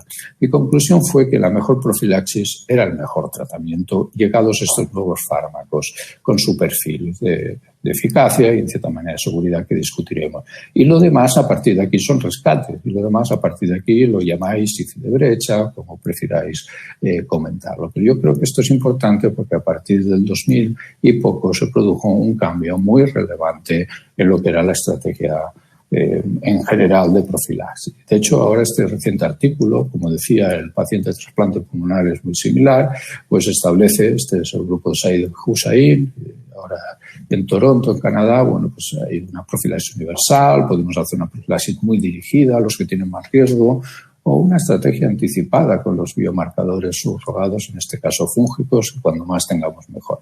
Esta tabla no es para que la leáis, ni la veáis, ni la miréis, simplemente son las estrategias preventivas en trasplantados de pulmón. Lo que me interesa es resaltar qué antifúngicos, con qué estrategia, qué duraciones tienen la profilaxis, y los voy a resumir, y a partir de ahí, pues qué porcentaje de infección fúngica invasiva o de aspergilosis hay, e incluso de mortalidad. Bueno, pues se han utilizado todos, pero sobre todo los polienos, anfotericina B en sus diferentes formas, nebulizadas, y desde luego desde la época del itraconazol, la voriconazol, posaconazol, incluso isavuconazol, que no está en su ficha técnica la profilaxis. Hay candinas que a veces se han asociado también en estrategias combinadas al tipo de profilaxis o terapia dirigida.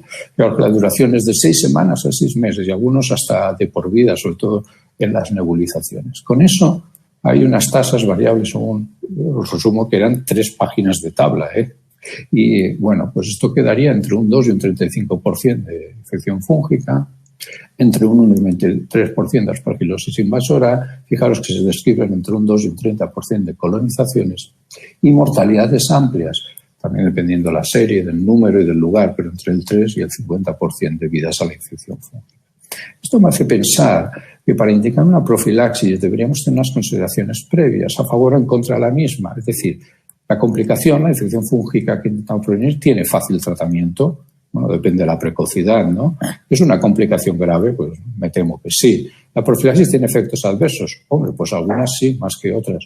¿Y la profilaxis efectiva? Pues bueno, las nuevas cada vez mejor. Por lo tanto, esto nos permitirá calcular un NNT, o bajo o alto, para justificar la profilaxis. Pero es que a su vez este detalle, la NNT, depende de la frecuencia de la EFI. No es lo mismo un entorno donde tenemos un 15% de frecuencia basal, pero 5 hará, por lo tanto, más falta con un 5 o un 2% de prevalencia, pues un NNT mucho mayor. Por lo tanto, es lo que hablábamos de que, al menos en el mundo oncomatológico, más de un 10% no debería existir, y si estamos en un 2 o un 3% sería lo ideal. Si esto es lo que consigue nuestra profilaxis antifúngica en los pacientes de alto riesgo en los que esté indicada.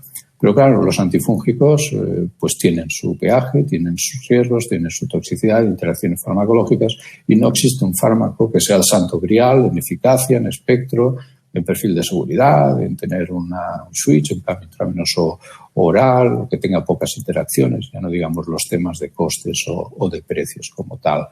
Bueno, pues en el artículo de Said Hussein, pues ya veis que los antiguos azoles, itraconazol, voriconazol, tienen una toxicidad a corto plazo relevante, muchas interacciones farmacológicas, toxicidad visual, neurológica, hepatotoxicidad en voriconazol, pero también hay unas toxicidades a largo plazo, esa periostitis, la neuropatía, alopecias o carcinomas cutáneos de célula escamosa, ¿no? Por lo tanto, las profilaxis, sobre todo a medio y largo plazo, tienen su relevancia. Y además, unos fármacos azoles, prácticamente todos tienen interacciones en los isoenzimas, en el CYP3A4 y incluso en las variantes como tal, pero desde luego en estos citocromos y sus isoenzimas, no todos, todos los fármacos azoles podrían, interaccionar con ellos ni en la misma intensidad. Y ya veis que quizás isavuconazol es el único que interaccionaría exclusivamente con el CYP3A4 y en una intensidad de interacción menor que posaconazol o que algunos de los otros. Fijaros, la amplitud de abanico de isoenzimas que son alterados o modificados por voriconazol. Yo creo que esto es importante a la hora de elegir un fármaco antifúngico de profilaxis, por mucho que tenga ensayos clínicos detrás. Aquí, como veis, no hay toxicidades, al menos a largo plazo, con posaconazol y isavuconazol relevantes, aunque después en el día a día clínico algunos hemos visto algunas cuestiones un poco particulares, pero en líneas generales, más allá de alguna toxicidad precoz o corto plazo, de grupo además de clase como hepatotoxicidad, o lo importante que puede ser prolongación del QT en posaconazol o la protección que podría suponer acortamiento del QT en isavuconazol. Interacciones menos intensas y en menor grado. Esto me lleva a pensar que algunos fármacos están aportando ventajas adicionales en esta nueva generación de azoles porque tienen menos nefro, oto, mielo, neuro, oftalmo o dermotoxicidad que los anteriores, más si lo comparamos con los polienos, con la fotricina, no hay grandes antagonismos, menos interacciones con los isoenzimas, incluso podrían permitir, en grosso modo, en muchos pacientes, esa necesidad de monitorizar niveles que antes era muy necesaria para posaconazol y que sigue siendo clave para un manejo adecuado y fino del voriconazol. Aquí veis el propio grupo de Said, pues, cómo habla de los pros y contras que tienen las estrategias, sea profilaxis universal o tratamiento anticipado. Una es fácil de implementar, el otro permitiría un menor consumo de antifúngicos en todos los sentidos lo que eso supone, pero la contra es que, pues la profilaxis tiene toxicidad, puede crear resistencia, hay mayor consumo de antifúngicos, el peligro de las interacciones farmacológicas y la anticipación requiere recursos, sobre todo buenos biomarcadores y que se hagan en tiempo y forma en el momento adecuado. Por eso yo entiendo que hay unos costes de la profilaxis económicos, psicológicos y diagnósticos. Tampoco entraré en profundidad, son bien conocidos. Quizás los económicos podríamos hablarlos con nuestros directores o gerentes. Los diagnósticos son bien conocidos por la doctora Ana Lastrué y todas las compañeras que hacen una micología diagnóstica de alto nivel en nuestro país, y referentes además extranjeros, y desde luego puede alterar estos biomarcadores diagnósticos, incluso los moleculares, más allá del galacto, del betaglucano. Y desde luego hay un precio ecológico, estamos hablando de levaduras y mohos que se pueden convertir en emergentes, pueden ser resistentes, y esto es uno de los aspectos de ese 2, 3 o 4% cuando la profilaxis falla. Y no solo por resistencia a emergencia o por localización en santuarios, sino muchas veces por aspectos PKPD, por mucositis, mala absorción, problemas erráticos en la farmacocinética y desde luego porque puede haber más de una infección o más de un problema no infeccioso como tal. Y nunca olvidemos que la falta de un buen polimorfo nuclear, un linfocito, cuando la enfermedad oncomatológica de base sigue en activo, desde luego esto es un factor para que falle la profilaxis o el tratamiento de la infección fúngica como tal. Y esto lleva al fenómeno de la emergencia, al fenómeno del fall and rise, ¿no? En definitiva, como la tuberculosis, como la selección de resistencias, cuando nuestro paciente va sobreviviendo, pero a lo mejor reingresa, no se va de alta hospitalaria. Sobre la profilaxis clásica con fluco y otra cosa, pues uno hace ahora azoles de amplio espectro, hay estrategias con candinas, va seleccionando aspergillus, trata o profilactea con borico, con itra, con candinas y al final las selecciones de mucor, fusarium, osteosporium o levaduras emergentes tipo trichosporum, saprocaete o geotrichum como tal. Ya en el semanas o del tiempo. Y para ir acabando, pues las reflexiones es que estamos, pues, en ocasiones, no de manera, digamos, aplastante, pero sí que vamos teniendo cada vez más hongos de nombre impronunciable, patógenos emergentes, que no todos tienen, digamos, un esquema de tratamiento clásico, y esto da lugar a esas infecciones de brecha, emergentes, resistentes, que no son las mismas definiciones, pero sí que algunas de ellas, como veis, tienen ese intersecto y que hay cierto incremento de incidencia, de gravedad y de tasa de mortalidad debido a las mismas. Todos conocemos cuáles son en estos pacientes con comorbilidades o inmunodeprimidos que tienen exposición ambiental y antifúngicos, donde pueden haber presión de factores geográficos y donde va a aparecer resistencias a una o varias familias de antifúngicos, donde obliga a hacer niveles, donde obliga a conocer y a estrujar mejor con conocimiento del PKPD de algunos de los fármacos y hablar de combinaciones. Y aquí entra un concepto muy relevante en esta balanza del tratamiento de la profilaxis antifúngica, que es frente a la eficacia, ¿qué es lo que tenemos que poner por el otro lado? Pues tenemos que utilizar una profilaxis que permita, como dice ahí, no solamente todos esos aspectos de comodidad, secuencialidad, ecotoxicidad, resistencias, tolerancia a interacciones, sino rescatabilidad. Deberíamos ser inteligentes y nuestros pasos previos deberían permitir que la selección de una profilaxis en cuanto a eficacia no merme la posibilidad de una rescatabilidad de la infección de brecha emergente. Claro que, sin entrar en detalle, pues el uso de no utilizar profilaxis o fluco-itra con azol de los antiguos, azoles de amplio espectro más modernos, o incluso la profilaxis con polienos, anfotericina B, se seguiría de unas etiologías de ICI de brecha completas, pues aspergillus terrus en anfotericina B intravenosa o nebulizada, o en azoles de amplio espectro, pues más allá de aspergillus o cándida, pues vamos a tener otros mohos, ¿no? Fusarium, bucor, Pseudosporium. Bueno, se utiliza el fluco-itra con azol, lo más seguro es que pudieras tener aspergillus. Y en aquellos que hayan podido hacer profilaxis con candinas, pues veis que levaduras emergentes, streptococo o algunas otras como saprocaete podrían ser, aparte de los mohos, las infecciones que cabría poder esperar y que cada una tiene una forma de manejo o de rescate que va a ser distinta.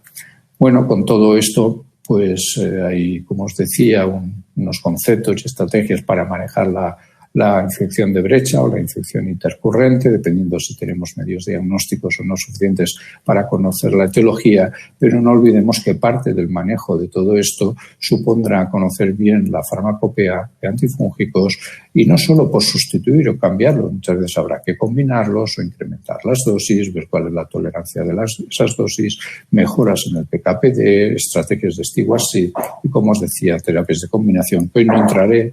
Creo que algunas de las personas, los amigas nuestras, han trabajado mucho en estos aspectos. Fijaros cómo incluso de los fármacos que hemos mentado toda la tarde, pues todos tienen muchos agujeros, son inactivos o actividad variable para estos hongos emergentes y a veces pues multi o casi panresistente, temporales, fusarium, los diferentes Pseudosporium, nolomentospora, pues los escupulariosis, etcétera, etcétera, etcétera. Bueno, eso hace difícil tratarlos. Por suerte, pues Ana Lastre y algunas otras personas como Corneli pues ayudan a hacer estas guías internacionales, que es un gran avance en mucormicosis. El artículo está fenomenal, te permite aprender, al menos en tu medio de país rico, cómo podrías tratar las diferentes formas de mucormicosis, sin olvidar que es una infección también quirúrgico o bisturí dependiente en muchas ocasiones y también inmunidad dependiente de nuestros pacientes. Como veis, esquemas variados, el grupo de Contoyanis, aquí haciendo algunas aproximaciones de cómo iniciar el tratamiento antifúngico y cómo continuarlo en Fusarium, en Pseudosporium, en Nolomentospora, y desde luego qué terapias ayudantes, aparte de la cirugía, no podemos olvidar, factores estimulantes de colonias, condicionar la inmunosupresión, reducirla en lo posible, interferón gamma, etcétera, etcétera. Como veis, pues todo entra dentro de algo más que una simple antifúngico, es toda una estrategia, dosificación, vías de acceso, inmunomodulación y, desde luego, muchas veces combinación de estrategias y no solo de fármacos como tal. Acabo en 2 minutos porque este artículo me parece fundamental, ha sido poco comentado en nuestro medio, pero ¿qué es lo que hacemos cuando un paciente con una leucemia, después la inducción consolidación, va al trasplante y ha tenido una infección fúngica invasora? Este artículo de Pedro Puerta, pues una de las personas que están en el equipo de Carlos García Vidal, en su estancia en el MD Anderson con Dimitrios Kontoyiannis, pues nos da un artículo con una estructura muy racional de lo que todos hacemos, pero no estaba bien escrito hasta ahora. Y dice, bueno, vamos a ver, consideraciones para poder ir en un paciente que estamos diagnosticando, estamos tratando de insuficiencia fúngica para llegar al trasplante. Pues hay consideraciones del huésped, lo importante que es su neoplasia, en qué situación está, si remisión completa en activo antes del trasplante, la comorbilidad, por supuesto, la edad, el estado del paciente, si se ha hecho cirugía, ¿no?, de una lesión pulmonar necrótica a lo mejor, a qué tipo de trasplante va, es otro aspecto relevante, es un autólogo, un halo, el tipo de halo, la fuente de los progenitores, el donante, la duración del tiempo de preinjerto, si hace ACE, qué grado de ACE y que requiere mayor inmunosupresión. Pero aspectos también del diagnóstico de esa infección fúngica. Si hemos documentado respuesta, si tenemos certidumbre de diagnóstico, viene otro centro y dice ICI, pero no sabemos cuál es, si se ha diagnosticado una recidiva, qué sensibilidad, especificidad tienen aquí los biomarcadores, la imagen, las pruebas de imagen, si hay reactivación del CMV, que es un importante predictor, o si usa glucocorticoides. Hemos hablado esta tarde de infecciones virales respiratorias que son un riesgo de recidiva de la neumonía fúngica, o si hay afectación diseminada de otros órganos. Y aspectos del hongo. No es lo mismo un moho que una levadura emergente, no es lo mismo pues un Fusarium con mucor con el Pseudosporium, o un hongo endémico, o una cándida multiresistente. En nuestro hospital sería cándida en estos momentos auris, o alguna de las levaduras que inventábamos. Bueno, con todo eso, pues hay un tratamiento antifúngico a mejorar o a pautar como profilaxis secundaria, atendiendo, como decíamos, a la toxicidad y sobre todo si hay un H hepático o síndrome de estudio sinusoidal, interacciones y, como no, en estos casos probablemente medir niveles plasmáticos, sobre todo de azoles. Ellos establecen una estrategia de alto riesgo y otra de bajo riesgo que no voy a detener. Son muy didácticas, son muy lógicas también, pero como os decía, alguien nos las ha puesto en bandeja para poder tener una guía de bolsillo muy a seguir en el caso tengamos estos pacientes que cada vez, pues por supervivencia a la infección fúngica, habiendo pasado de mortalidades de la infección por mohos del 80-90% a 30, 40, 50% para aspergillus, incluso para mucor y Fusarium, pues realmente estos pacientes van a llegar al trasplante.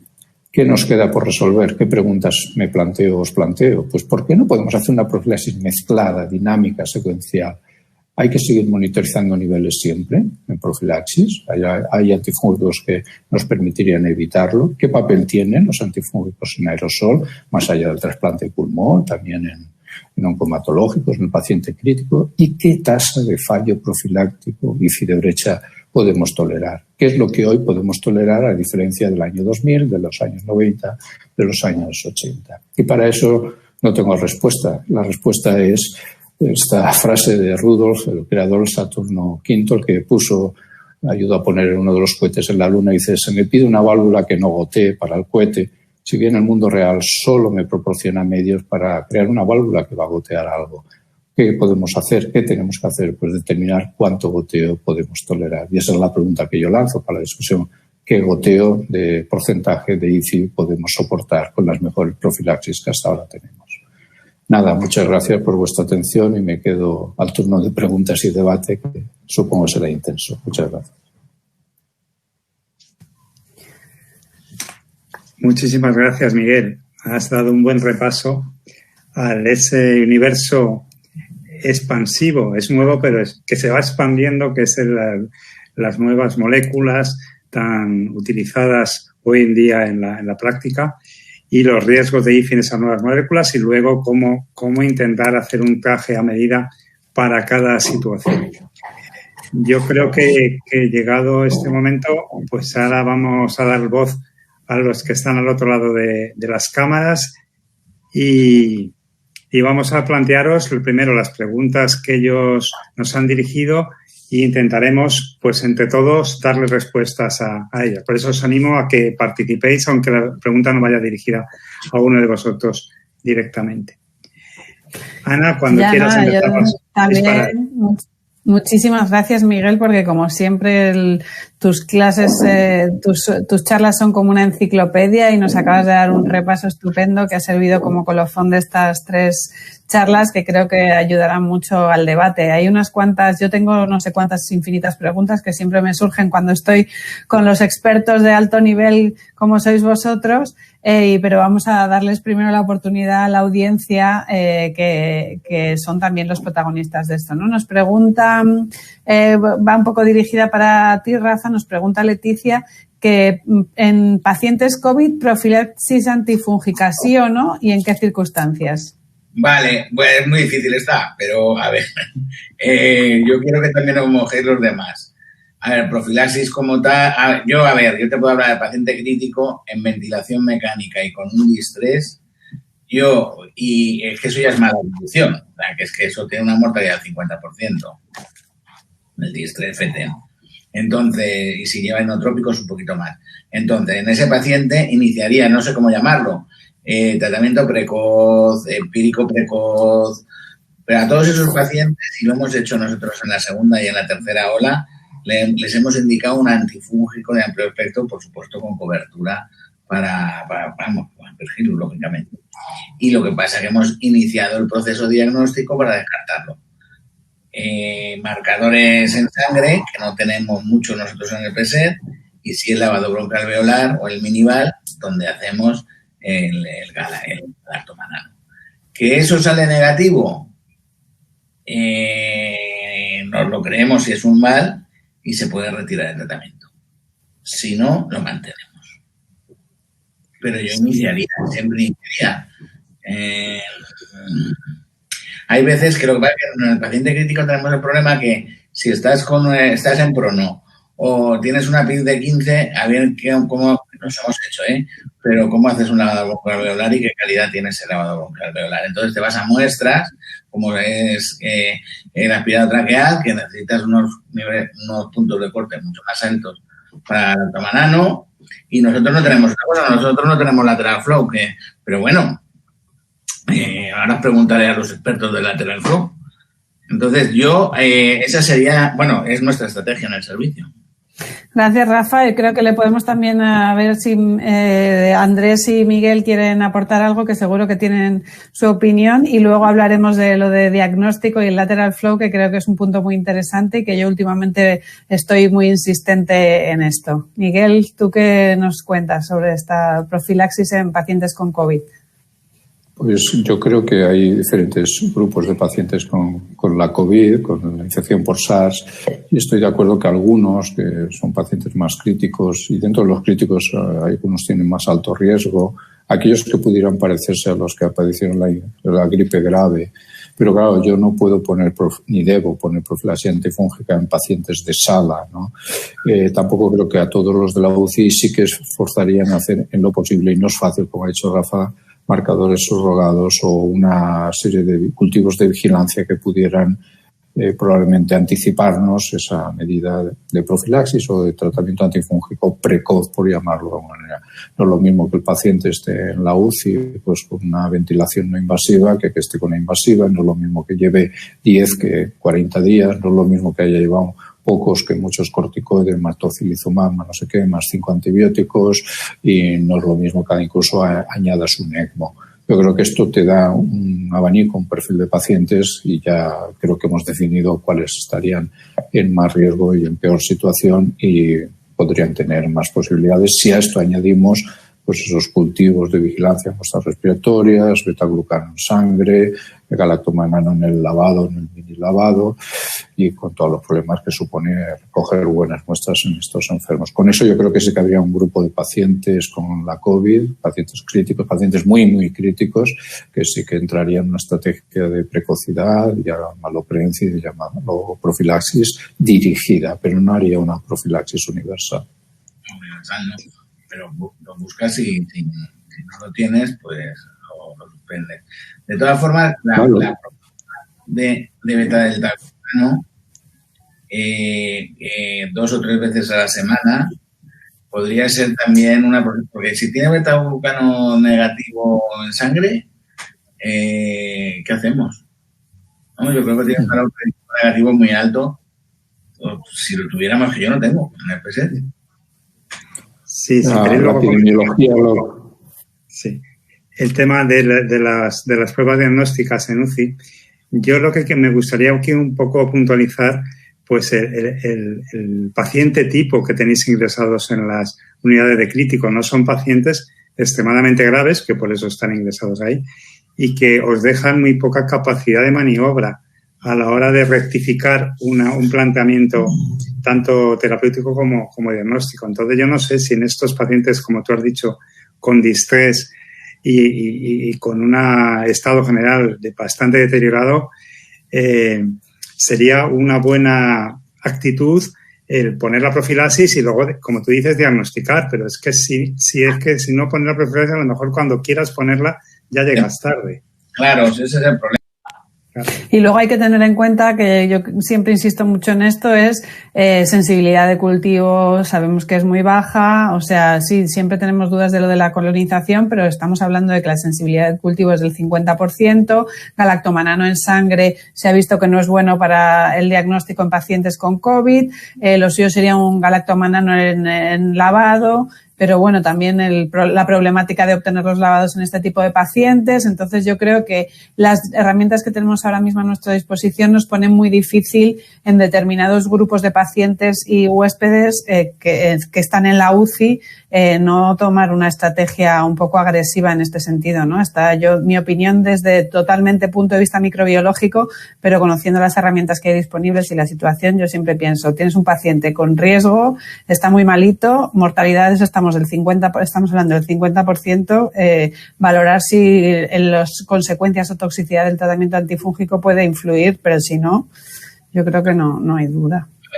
Si el paciente va a entrar en ECMO seguro, no sé lo que hace mi compañero de la FE, pero seguro, y si tienes un prono con poca respuesta, seguro. O sea, y precoz, porque creo si se lo pone... También hace mucho la epidemiología local. Si, por ejemplo, tienes la experiencia que nos comentaba hace unas semanas o que tuvieron el año pasado y aún ahora el grupo de Asturias con Teresa Hernández de San Pelayo, con ese tipo de pacientes COVID en la UCI, con un esfuerzo diagnóstico y una monitorización muy grande, con esas tasas tan altas de IFI que han tenido, además muy variadas, muy agresivas, la mortalidad ya la conocemos en otras series, pero creo que sí, que en esos entornos y en ese tipo de pacientes críticos sí que hay que ser más bien proactivos, siempre y cuando, oye, si lo descartas, a mí también me parece bien la estrategia de desescalada, ¿no? Porque lo que no se puede hacer es llegar tarde. Yo creo que si no tienes las herramientas diagnósticas, como decía, en tiempo y forma adecuadas, para eso tienes que hacer una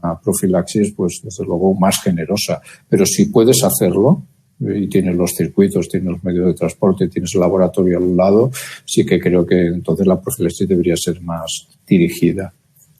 Y ahora, Andrés, supongo que nos quieres dar también tu opinión. Yo también indicar que estamos hablando de Aspergillus, que dentro de lo que cabe es uno de los hongos que mejor posibilidades de diagnóstico tenemos. Pero imaginaros de aquellos en los que no se sabe, y ahora, si queréis, podemos comentar lo de las mucormicosis en la India, que están apareciendo también muchísimo. Andrés, cuéntanos.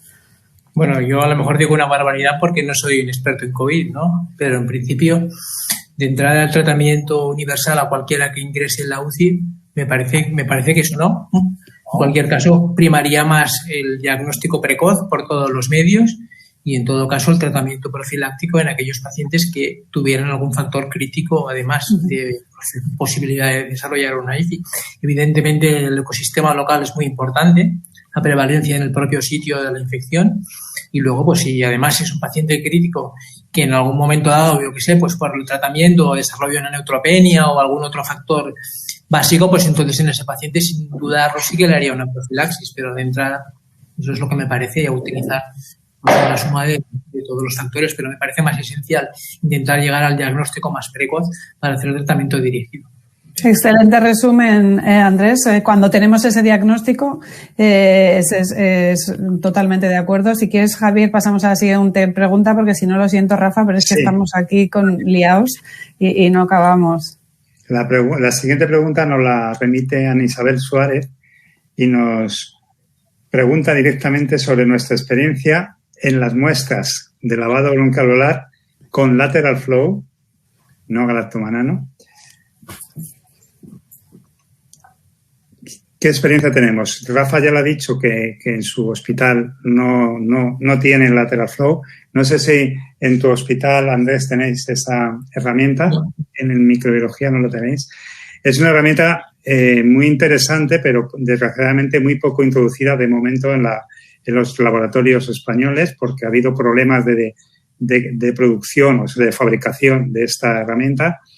Aunque el dispositivo es antiguo, no se ha podido fabricar en condiciones hasta hace prácticamente 2 años. Bueno, pero ya se está introduciendo y yo, desde luego, aconsejo a todo el mundo que lo utilice. Entonces, como ya hemos comentado, en este tipo de paciente crítico con sospecha de aspergilosis, sobre todo, claro, de vías pulmonar, de parénquima pulmonar, sí que tiene cabida y es altamente recomendable hacer un lateral flow, que son 15 minutos de duración, lo que es la técnica, que es otra de los condicionantes de las técnicas diagnósticas, que vosotros lo habéis enfocado muy bien en la pregunta anterior, que siempre hay que ir al diagnóstico microbiológico, pero hay que tener en cuenta que, por desgracia, el diagnóstico microbiológico es más lento de lo que nos gustaría. El cultivo son 2, 3, 4 días. El galactomanano raramente te lo hacen el mismo día en suero. El galactomanano lavado lo mismo, porque son técnicas de ELISA y hay que juntar muestras para poder optimizar los kits. Y entonces no tenemos técnicas prácticamente individualizadas para poder realizarlas en el momento que nos llega la muestra al laboratorio, que es lo ideal. Porque si un paciente llega un viernes por la mañana y se pone malito, pues probablemente no se haga nada en cuanto, excepto cultivar la muestra, pero poco más ese fin de semana. O sea, que hay que tenerlo muy en cuenta lo que nos condiciona los formatos de las técnicas. Entonces, yo ahí quiero echar también apostar públicamente por una herramienta que prácticamente se podía implementar en todos los laboratorios de microbiología, que es el examen directo de la muestra. En este caso, del lavado alveolar o del aspirado traqueal o de las secreciones que podamos obtener de ese paciente que se encuentra en tan mal estado. Entonces, hacer un examen directo con una tinción de calcofluor tiene una sensibilidad entre el 50 y el 60%, pero es que si es positiva ya sabemos que ese hongo está ahí.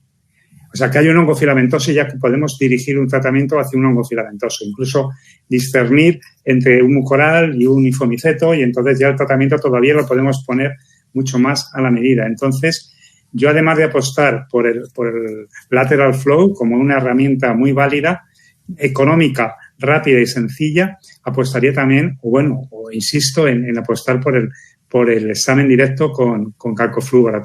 Y eso lo tenéis que hacer vosotros, los clínicos, lo que los solicitéis directamente al microbiólogo. Oye, hazme un calcofluor a esta muestra, porque no cuesta nada, son minutos lo que cuesta visualizar esa muestra, mucho más rápido que un GRAN, y los resultados, cuando es positivo, son inapelables, por así decirlo.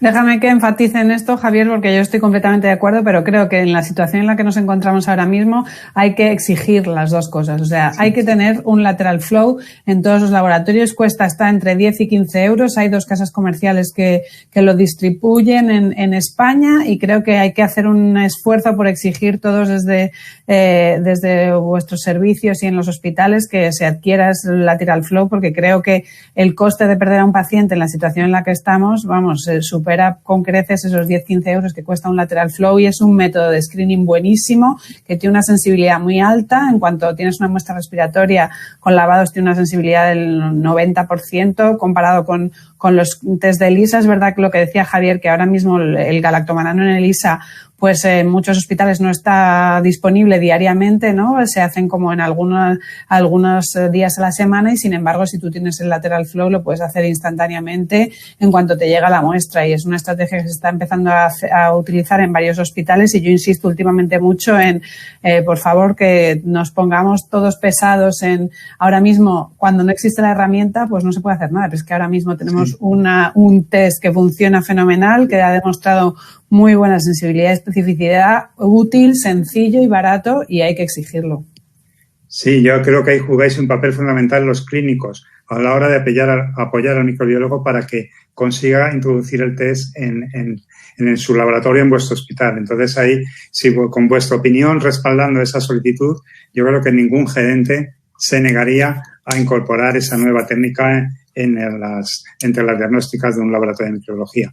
Por eso es importante siempre ir de la mano, el laboratorio, en este caso microbiología, y clínicos para solicitar esta incorporación de nuevas técnicas, porque al final vamos a favorecer al paciente. Y si quieres, Javier, unimos con la siguiente pregunta de Isabel, que es un poco el lavado. Ahora nos habláis vosotros, que Javier y yo, como microbiólogos, ya hemos hablado suficiente a lo mejor del lateral flow, ¿no? Pero es un poco para unir un poco con esta pregunta y ahora nos dais vuestra opinión, que dice que si hay disponibilidad de hacer galactoma nano en suero y en lavado blanquealveolar, si no sería necesario hacer el lateral flow. Desde mi punto de vista, desde luego, el ELISA y el lateral flow son completamente equivalentes. Si tú lo puedes hacer diariamente, o sea, yo eso insisto mucho, no vale esperar a este paciente que está tan malito en la UCI, no vale esperar 2 días a hacerle el galactoma nano, porque el galactoma nano en mi hospital lo hacen los martes y los jueves, o lo tengo que enviar a no sé dónde. Si tú puedes hacer el galactoma nano diariamente porque tienes el Virclia, por ejemplo, que es un monotest y que se puede hacer más o menos de manera rápida, pues no hace falta. El lateral flow es complementario, la técnica de referencia es el galactoma nano, pero si no tenéis galactoma nano o no se puede hacer diariamente en vuestro hospital, por favor, insistir, lateral flow, 2 casas, creo que es Palex, es una de las casas, bueno, los hacen IMI y OLM y los distribuye Palex. ¿Y cuál es el otro, Javier, te lo sabes? Bueno, ahora lo miro, ahora lo decimos, pero Raffer y Palex son las dos que distribuyen. Y se puede hacer, aunque es una técnica cualitativa en principio, se puede hacer semi-cuantitativa también con un lector automático que hay disponible. Entonces eso puede ayudar también un poco a ver los niveles. Y ahora, si nos queréis, quizá Miguel, por ejemplo, como infectólogo, contar si nos quieres decir algún apunte en lateral flow. Bueno, la verdad es que yo no he tenido la experiencia, sí que hemos con Javier y Alba introducido nuevas técnicas y eso, pero sí que he podido, ya decía como antes, conocer la experiencia de otros centros, en concreto que os comentaba antes, de Asturias, con Teresa Hernández, y ella en su conferencia hablaba que realmente el mayor número de diagnósticos han venido precisamente al incluir la técnica, al implementarla en el día a día con la rapidez que tiene y ahora con este nuevo formato, con la eficacia que tiene la discriminación del lateral flow en los pacientes críticos con COVID de su centro. Y no solamente eso ha conseguido hacerlo en más pacientes, sino diagnosticarlos más precozmente y además iniciar de manera más selectiva los tratamientos, como queráis llamarlos, precoces, anticipados, y disminuir la mortalidad de la infección fúngica en pacientes con COVID de las primeras a las olas sucesivas. Creo que a lo mejor de las próximas reuniones del EFI, de la EMI de Mycelium, podría ser invitar a Teresa para que nos dé la experiencia, porque creo que estaban valorando los datos y escribiendo el artículo. Rafa, Andrés, ¿tenéis algún comentario más a esto? No, es que para esto de la estrategia, o sea que inicio de tratamiento, le pide las cositas y cuanto antes las tengan mejor, por supuesto, para quitarlo, pero... Sí, Iris, hay otra pregunta de Iris Agorio que nos pregunta sobre la experiencia que tenemos con el nuevo equipo para detectar galactoma nano mediante quimioluminiscencia en formato monotest, que diríamos que es la versión moderna de la detección de galactoma nano por ELISA. Acabamos de hablar de los inconvenientes de galactoma nano clásico, que hay que acumular los sueros para analizarlos de forma conjunta, o por lo menos 20 de ellos cada vez, y por eso se hacen únicamente varios días a la semana, pero desde hace un año tenemos esta nueva modalidad de diagnóstico mediante quimioluminiscencia desarrollada por un fabricante español, Vircel, y nosotros la tenemos incorporada también en el hospital y estamos muy contentos. O sea, yo animo a todos los microbiólogos que me estén escuchando en que si ellos pueden cambiarse de la forma clásica de ELISA a la forma de quimioluminiscencia, que lo hagan, porque en una hora y media tienes el resultado. Se puede hacer durante una guardia, se puede hacer por la tarde, por la mañana, y en formato monotest. Según llegan las muestras, se analizan. Y esto da una flexibilidad y rapidez diagnóstica, que es lo que íbamos comentando antes, que no la tiene el formato clásico.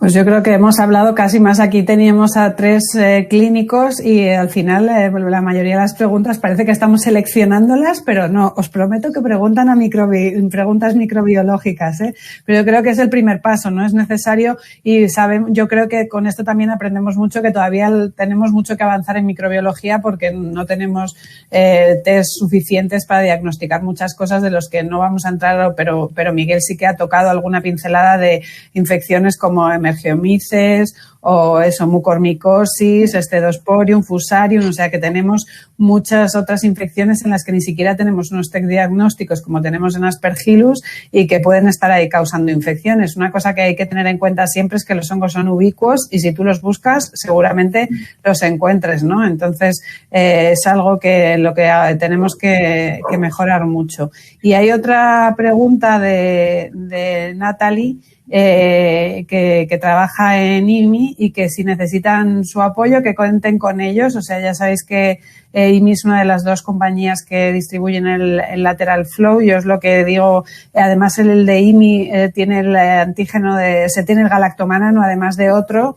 Detecta dos componentes, entonces es una de las 2 técnicas disponibles, está muy bien y la experiencia que tenemos es muy buena con el Lateral Flow, así que yo os animo a intentar buscar lo que decíamos, Palex y ya se me ha olvidado otra vez, Javier, Raffer son las que distribuyen aquí el de IMI y el de OLM, entonces por favor pedirlo en el hospital. Sí. Yo tenía también una curiosidad que me gustaría plantearle a Andrés. A raíz del último artículo que habéis comentado, que de Lancet, de John Martens, sobre el papel de posaconazol en profilaxis en paciente hematológico, ¿eso a vosotros en vuestro servicio os ha cambiado algo vuestra forma de plantear la profilaxis o ya lo estabais utilizando o os planteáis adaptar con la contundencia de ese artículo, bueno, la contundencia, por lo menos la adherencia de ese artículo, cambiar algo? No sé, cuéntanos un poco la experiencia o tu impresión sobre ese artículo. A ver, nosotros, hemos ido adaptando las profilaxis a lo largo del tiempo, ¿no? Nosotros desde hace 10 años nos pasa como a vosotros, que también estamos en otro hospital relativamente nuevo, ¿no? Y con menos obras en general por todos los sitios, ¿no? Y eso, traslado y una vez ya aposentados, disminuyó mucho la incidencia de hongos en general en nuestros pacientes, ¿eh? En nuestro servicio tenemos una profilaxis en función de los diagnósticos y de los tratamientos, ¿eh?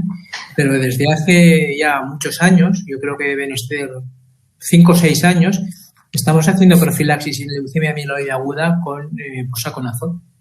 O sea que eso ya era el estándar en nuestro servicio, ¿no? En cualquier caso, ahora las cosas se están incluso valorando si cambiamos esa profilaxis por isalbuconazol en algunos subsets de pacientes. Pero la profilaxis en leucemia amiloide aguda, en tratamientos de inducción y posaconazol en nuestro servicio ya es un gol estándar. O lo ha sido casi. Claro, no es tanto la profilaxis, ¿no? Yo creo que el artículo lo que avanza es un poco en el tratamiento dirigido, ¿no? En el tratamiento de la aspergilosis invasora, que parece que el posaconazol, que hasta ahora se usa sobre todo en profilaxis, ¿no? Que tiene un papel bastante importante y sobre todo teniendo en cuenta lo del voriconazol y los problemas con monitorización, aunque con posaconazol también habría que monitorizar probablemente, ¿no? Pero que parece que puede tener un papel importante en tratamiento de aspergilosis invasora. Si nosotros en trasplante halogénico no utilizamos posaconazol ni utilizamos azoles básicamente por el problema de las interacciones con inmunosupresores, utilizamos candinas, ¿no? El problema de la profilaxis universal que tenemos con posaconazol es en aquellos pacientes que pensamos que pueden tener una infección y que no acabamos de ver claro si hay que cambiar eso y qué tratamiento hacemos en lugar de eso. Bueno, en general solo nos queda recurrir a la anfotericina, que es un fármaco que en general tampoco nos gusta mucho utilizar, ¿no? O sea que el problema que tenemos es porque cuando tienes una infección y sabes que eso no ha ido bien, pues ya alegremente puedes cambiar, pero a veces el diagnóstico no queda muy claro y el paciente sigue con fiebre y van pasando los días y estás haciendo un fármaco que a lo mejor no va bien y cambiar por otro de la misma familia tampoco parece que sea la solución, ¿no? Entonces, ese es el problema, pero la profilaxis en general en nuestro servicio la hemos tenido relativamente clara ya desde hace muchos años. Y yo creo que esto, que uniendo un poco y metiendo una cuña, yo creo, de un estudio que también se ha hecho en España y que están estudiando las infecciones fúngicas de brecha, ¿no? Que el grupo de Carlos García Vidal con Pedro Puerta están viendo eso y lo que tú dices, ¿no? Cuando tú estás con profilaxis con un azor, lo suyo es cambiarse de familia y el problema es que nos quedamos cortos en familias de antifúngicos disponibles, pero esperemos que en los próximos años ya tenemos algunas nuevas, por lo menos un par de nuevas dianas, de nuevos antifúngicos que pueden entrar en el pipeline que hay ahora actualmente, que yo espero que en el futuro tengamos otro panorama, lo que nos exigiría una mayor rigor en el diagnóstico de estos pacientes y en el tratamiento, y sobre todo también tener en cuenta las tasas de resistencia que están apareciendo, que como habéis comentado también alguno, se ha visto que, creo que ha sido Rafa, que en el estudio que se ha hecho de Aspain, de aspergillosis, se ha visto que llega hasta casi un 8%, ¿no? 7,8%, principalmente Aspergillus está sobre todo relacionado con la costa, ¿no? Y aparecen en País Vasco, Cataluña, Valencia, algo de Andalucía y en Madrid, pero que parece que hay hotspots de cepas resistentes, como ya se ha visto en otros países. Entonces hay que tener cuidado, porque tenemos que tener en cuenta eso, ya no solo que sea un hongo que a lo mejor no responda a ese antifúngico por su patrón, sino porque pueda desarrollar resistencia, y creo que eso también se une un poco con la profilaxis y habría que tener cuidado con este desarrollo de resistencias que ahora está tan de moda, ¿no? Y déjame decir una cosa, es que no me puedo contener. En todas las reuniones que participo de infección fúngica, para mí lo fundamental, hay muchas cosas que son fundamentales, pero la fundamental número uno para curar en profilaxis, en tratamiento, en cualquier tipo de situación nuestra, lo primordial es el control de la enfermedad hematológica. Claro. Lo primordial. Tú tienes cualquier paciente hematológico en una leucemia aguda y el paciente va mal porque la enfermedad está mal, el paciente se acaba muriendo del hongo. O del hongo o de lo que sea. Pero es fundamental, crítico, básico, el control de la enfermedad hematológica. Si ese paciente entra en remisión completa, lo acabarás curando. Si no entra en remisión completa, no lo curarás. Por lo tanto, nosotros podemos diseñar la mejor estrategia en profilaxis, en tratamiento, en lo que quieras antifúngica. Pero lo fundamental es el control de la enfermedad hematológica. Estoy completamente de acuerdo y creo que es aplicable a todo, ¿no? Porque los hongos son oportunistas y cuando tenemos las defensas y el sistema inmune bien, pues eso se soluciona. Y yo quería pediros a los tres si nos podéis dar un titular, que ya sé que a todos nos gustan mucho los hongos, pero intentar en una frase resumir algo, que el mensaje que queréis dejar en nuestra audiencia hoy tras vuestras ponencias y este debate. Si queréis empezamos en orden de ponencia. Rafa. La aspergillosis invasiva en el paciente COVID conlleva una mortalidad mucho mayor. Be aware. Cuidado. Andrés.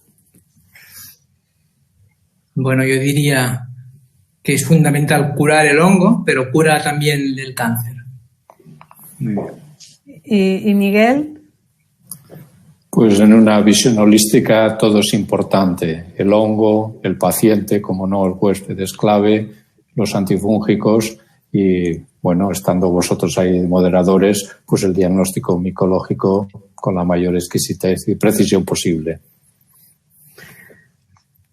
Muchas gracias, Javier. No sé si quieres... Muchísimas gracias. Desde luego han sido unos titulares que impresionan y como os pedíamos, y nos hemos pasado unos 10 minutos del tiempo previsto, pero yo creo que ha merecido la pena. Espero que os hayáis encontrado tan a gusto como nosotros, como Ana y yo. Ha sido un placer poderos moderar y ha sido un placer compartir vuestra ciencia y vuestras opiniones, porque yo creo que muchas veces no solo ya la ciencia conocida, sino la experiencia adquirida, lo que más importa y lo que más vamos buscando en estas reuniones. Y yo creo que para terminar, volver a agradecer a vosotros vuestro tiempo, vuestro esfuerzo, a MSD su patrocinio, a OnSite su plataforma que nos ha permitido vernos y escucharnos, y a la audiencia su presencia al otro lado, aunque no los veamos, sabemos que están ahí. Se han conectado más de 100 personas, ahora no sé cuántas seguirán, pero bueno, espero que lo hayan disfrutado tanto como nosotros. Y ya también yo a sumarme a los agradecimientos principalmente a los ponentes sin los que no sería posible todo esto, y también recordaros que estarán las ponencias colgadas durante un mes en la web, ¿no, Javier? Sí. Y luego también el titular desde el punto de vista microbiológico, que no me resisto a dar, es hay que exigir el diagnóstico